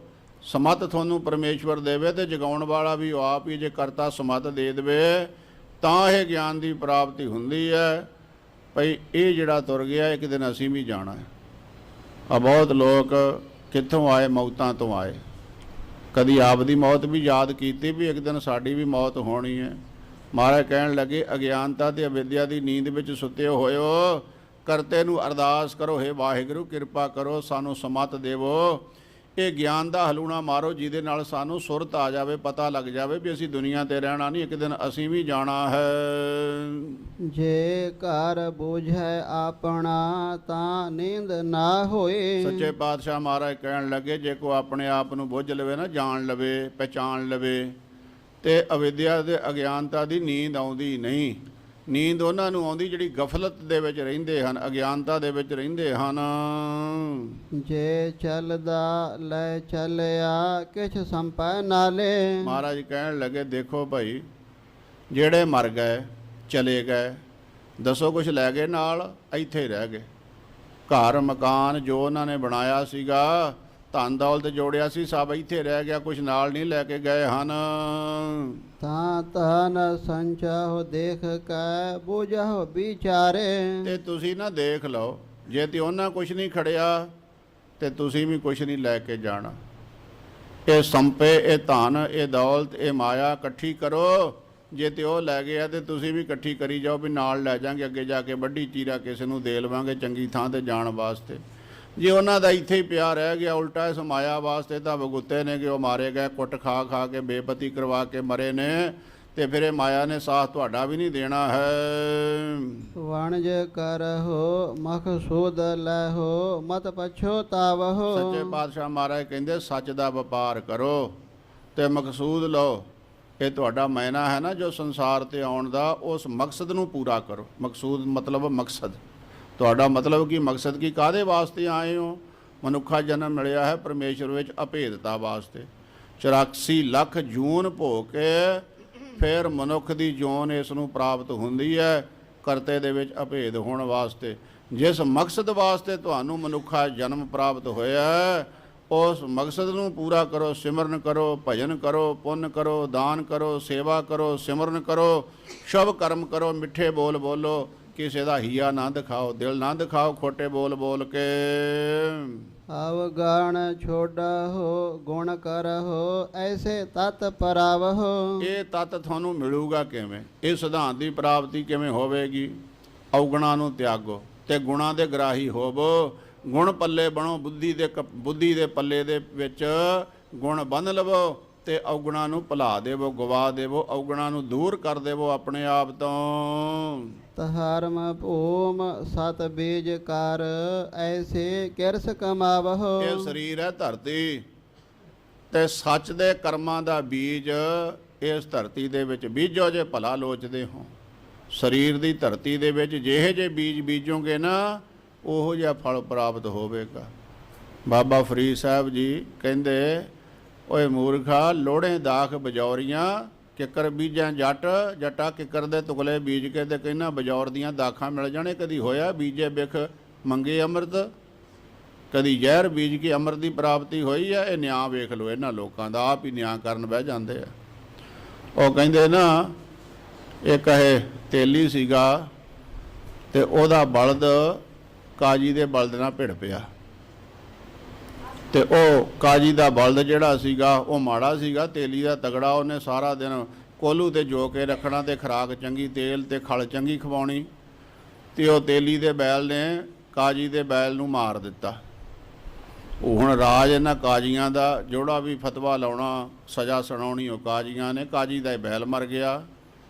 ਉਹ ਵਿਚਾਰਾ ਗਿਆ ਡਰਦਾ ਡਰਦਾ ਤੇਲੀ ਤੇ ਜਾ ਕੇ ਕਹਿਣ ਲੱਗਾ, ਕਾਜੀ ਸਾਹਿਬ ਜੇ ਕੋਈ ਬੈਲ ਨਾਲ ਭਿੜ ਪਵੇ ਤੇ ਇੱਕ ਬੈਲ ਮਰ ਜਾਵੇ ਤੇ ਕੋਈ ਬੈਲ ਵਾਲੇ ਨੂੰ ਸਜ਼ਾ ਹੈ?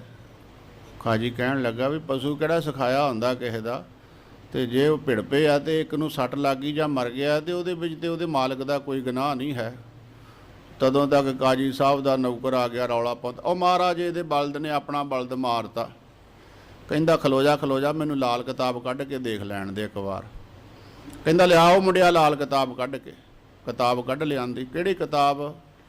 ਕਹਿੰਦੇ ਲਾਲ ਕਿਤਾਬ ਬਖਾਨੇ ਇਉਂ, ਤੇਲੀ ਬਲਦ ਪੜਾਇਆ ਕਿਉਂ, ਖਵਾਏ ਪੀਏ ਕੀਆ ਮਸਟੰਡ ਬੈਲ ਕਾ ਬੈਲ ਤੇ 50 ਰੁਪਏ ਦੰਡ। ਕਹਿੰਦਾ ਲਾਲ ਕਿਤਾਬ ਦੱਸ ਰਹੀ ਹੈ। ਸੋ ਇਸ ਵਾਸਤੇ ਸੰਗਤ ਜੀ ਆਪਣੇ ਕਾਇਦੇ ਕਾਨੂੰਨ ਨਹੀਂ ਬਣਾਉਣੇ ਚਾਹੀਦੇ, ਜੋ ਰੱਬ ਦੇ ਕਾਨੂੰਨ ਆ ਉਹਨਾਂ ਤੇ ਚੱਲਣਾ ਚਾਹੀਦਾ।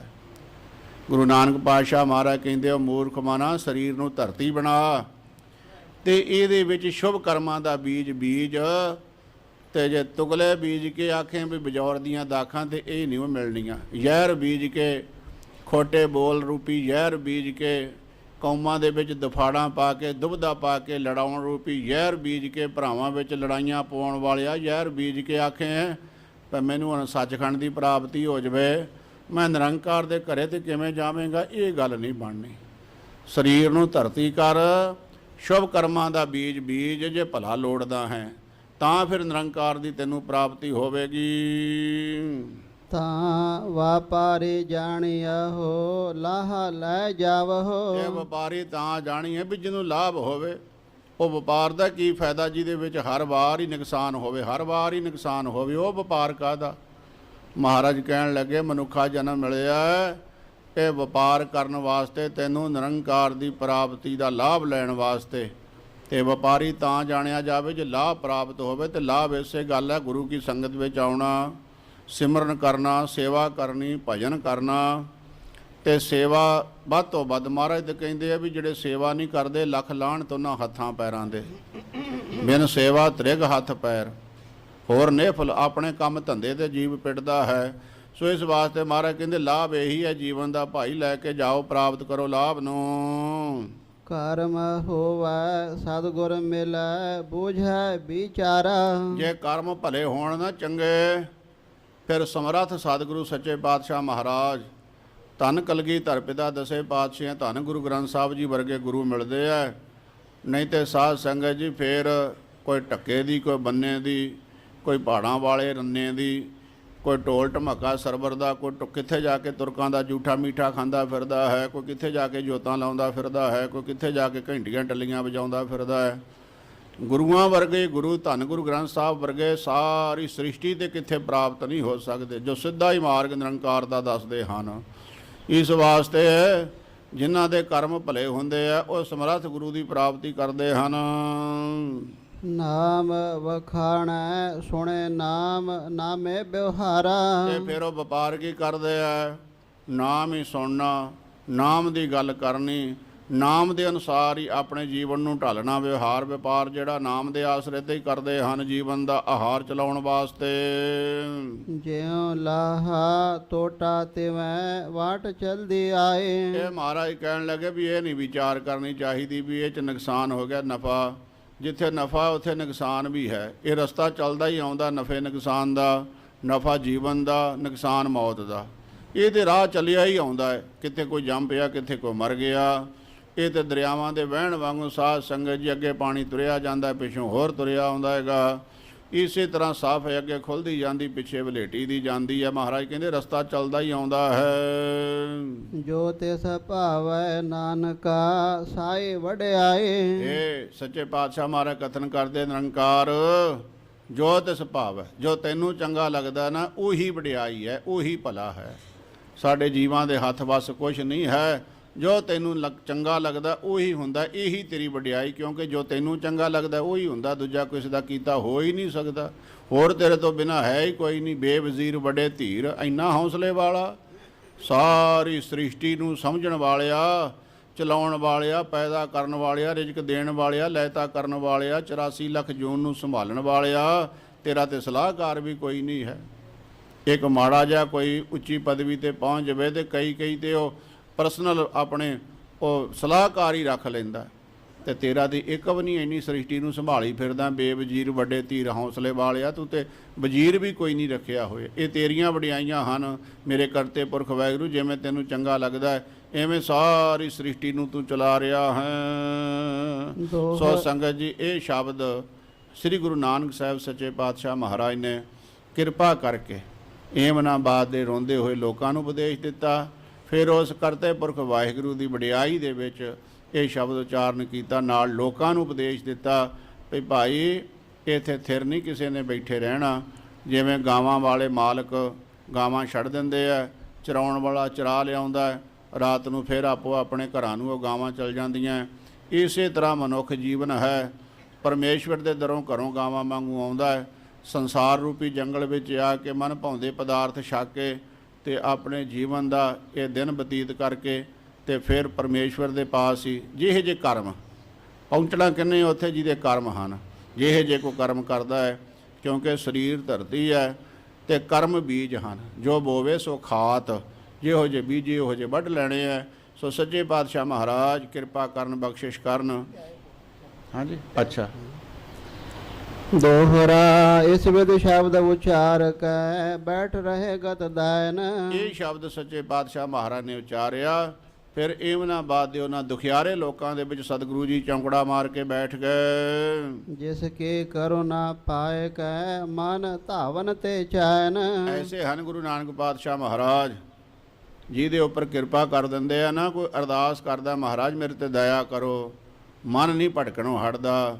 ਤੇ ਗੁਰੂ ਸਾਹਿਬ ਜੀ ਦਇਆ ਕਰਦੇ ਘਰ ਵਿੱਚ ਆਉਂਦੇ, ਉੱਤੇ ਮਿਹਰ ਕਰਦੇ ਆ, ਰਹਿਮ ਕਰਦੇ ਆ। ਤੇ ਗੁਰੂ ਨਾਨਕ ਸਾਹਿਬ ਜੀ ਦੀ ਰਹਿਮ ਦਾ ਸਦਕਾ ਇਹ ਮਨ ਭਟਕਣ ਤੋਂ ਟਿਕਾਓ ਵਿੱਚ ਆ ਜਾਂਦਾ ਹੈ। ਮਨ ਜਿਹੜਾ ਤੇ ਭੱਜਾ ਹੀ ਫਿਰਦਾ ਹੈ, ਭੁਖੂ ਕਰਦਾ। ਤੇ ਜੇ ਸਤਿਗੁਰੂ ਜੀ ਕਿਰਪਾ ਕਰ ਦੇਣ ਤੇ ਫਿਰ ਇਹ ਰੱਜ ਜਾਂਦਾ ਹੈ। ਕਿਸੇ ਪਦਾਰਥ ਵਾਲੇ ਦਾ ਮੋਹ ਨਹੀਂ ਕਰਦਾ, ਮਨ ਨਹੀਂ ਕਰਦਾ, ਤੇ ਇਹਦਾ ਮਨ ਟਿਕਾਓ ਵਿੱਚ ਆ ਜਾਂਦਾ। ਸਾਰੀ ਕਿਰਪਾ ਸਤਿਗੁਰੂ ਸ੍ਰੀ ਗੁਰੂ ਨਾਨਕ ਸਾਹਿਬ ਸੱਚੇ ਪਾਤਸ਼ਾਹ ਮਹਾਰਾਜ ਦੀ ਹੈ। ਇਤ ਸ਼੍ਰੀ ਗੁਰੂ ਨਾਨਕ ਪ੍ਰਕਾਸ਼ ਗ੍ਰੰਥੇ ਉਤਰਾਰਧੇ ਬਾਬਰ ਕੋ ਪ੍ਰਸੰਗ ਵਰਣਨ ਨਾਮ 28ਵਾਂ ਅਧਿਆਇ। ਸੋ ਸਾਧ ਸੰਗਤ ਜੀ, ਉਤਰਾਰਧ ਦਾ 28ਵਾਂ ਅਧਿਆਇ ਨਾਨਕ ਪ੍ਰਕਾਸ਼ ਦਾ ਇਹ ਸਮਾਪਤ ਹੋ ਰਿਹਾ ਹੈ, ਜਿਹਦੇ ਵਿੱਚ ਬਾਬਰ ਦੀ ਸਾਰੀ ਕਥਾ ਆਈ ਸੀਗੀ। ਜਿਵੇਂ ਉਸ ਨੇ ਹਮਲਾ ਕੀਤਾ ਏਮਨਾਬਾਦ ਤੇ, ਜਿਵੇਂ ਹਾਲਾਤ ਹੋਏ ਏਮਨਾਬਾਦ ਤੇ, ਜਿਵੇਂ ਸੱਚੇ ਪਾਤਸ਼ਾਹ ਮਹਾਰਾਜ ਨੇ ਬੱਚਿਆਂ ਨੂੰ, ਬਜ਼ੁਰਗਾਂ ਨੂੰ, ਬੀਬੀਆਂ ਨੂੰ, ਕੈਦੀਆਂ ਨੂੰ ਛੁਡਾ ਕੇ ਲਿਆਂਦਾ, ਆਪਣੇ ਘਰਾਂ ਦੇ ਵਿੱਚ ਲਿਆ ਕੇ ਉਹਨਾਂ ਨੂੰ ਵਸਾਇਆ। ਉਹ ਸਾਰਾ ਇਸ ਅਧਿਆਏ ਦੇ ਵਿੱਚ ਇਤਿਹਾਸ ਆਇਆ ਸੀ। ਸਤਿਗੁਰੂ ਸੱਚੇ ਪਾਤਸ਼ਾਹ ਮਹਾਰਾਜ ਕਿਰਪਾ ਕਰਨ, ਬਖਸ਼ਿਸ਼ ਕਰਨ, ਮਿਹਰ ਕਰਨ ਇਹ ਜਿਹੜੇ ਭਾਣੇ ਨੇ ਇਹ ਜੇ ਇਹਨਾਂ ਤੋਂ ਵੀ ਵੱਡੀ ਸਮੱਤ ਪ੍ਰਾਪਤ ਹੁੰਦੀ ਹੈ ਜੇ ਮਨ ਲਾ ਕੇ ਇਹਨਾਂ ਭਾਣਿਆਂ ਨੂੰ ਹਿਰਦੇ ਵਿੱਚ ਵਸਾਈਏ। ਤੇ ਸਤਿਗੁਰੂ ਜੀ ਸਾਨੂੰ ਸਮੱਤ ਦੇਣ, ਜਾਂ ਰਹਿਣਾ ਨਾਹੀਂ ਐਤ ਜਗ ਤਾਂ ਕਾਇਤ ਗਰਭ ਹੰਡੀਐ। ਇਹ ਗਰਭ ਹੰਕਾਰ ਨੂੰ ਹਟਾਉਣਾ ਹੀ ਕਿਉਂ ਹੈ ਜੇ ਰਹਿਣਾ ਹੀ ਨਹੀਂ ਹੈ। ਸੇਵਾ ਕਰੋ, ਸਿਮਰਨ ਕਰੋ, ਭਜਨ ਕਰੋ, ਸਾਰਿਆਂ ਨਾਲ ਪਿਆਰ ਕਰੋ। ਸਾਧ ਸੰਗਤ ਜੀ, ਪਿਆਰ ਦੀ ਕੀਮਤ ਹੀ ਕੋਈ ਨਹੀਂ ਹੈ ਦੁਨੀਆ ਦੇ ਵਿੱਚ।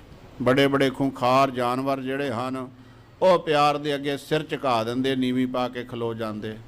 ਤੇ ਮੇਰੇ ਕਲਗੀਧਰ ਪਾਤਸ਼ਾਹ ਮਹਾਰਾਜ ਕਹਿੰਦੇ, ਮੈਂ ਸੱਚ ਕਹਿੰਦਾ ਦੁਨੀਆ ਦੇ ਲੋਕੋ, ਪਿਆਰ ਇੱਕ ਇਹੋ ਜਿਹੀ ਚੀਜ਼ ਹੈ, ਕਰਨ ਦੇ ਨਾਲ ਪਰਮੇਸ਼ਵਰ ਦੀ ਪ੍ਰਾਪਤੀ ਹੋ ਜਾਂਦੀ। ਸਾਚ ਕਹੋ ਸੁਣ ਲਿਓ ਸਭੈ, ਜਿਨ ਪ੍ਰੇਮ ਕੀਓ ਤਿਨ ਹੀ ਪ੍ਰਭ। ਪਰਮੇਸ਼ਵਰ ਦੀ ਪ੍ਰਾਪਤੀ ਹੋ ਜਾਂਦੀ। ਗੁਰੂ ਕਿਰਪਾ ਕਰਨ ਸਾਡੇ ਹਿਰਦਾ ਵਿੱਚੋਂ ਦੁਬਦਾ, ਈਰਖਾ, ਦਵੈਸ਼ ਨਿਕਲੇ।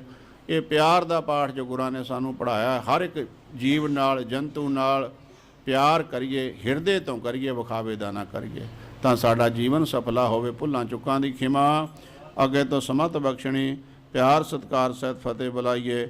ਵਾਹਿਗੁਰੂ ਜੀ ਕਾ ਖਾਲਸਾ, ਵਾਹਿਗੁਰੂ ਜੀ ਕੀ ਫਤਿਹ। ਅਚੁਤ ਹੈ ਪਾਰ ਬ੍ਰਹਮ, ਅਵਨਾਸੀ ਅਗਨਾਸ, हे पूरन हे सर्वमय, दुख भंजन गुणतास, हे संगी हे निरंकार, हे निर्गुण सब, हे गोविंद हे गुण निधान, झांकै सदा, हे अपरा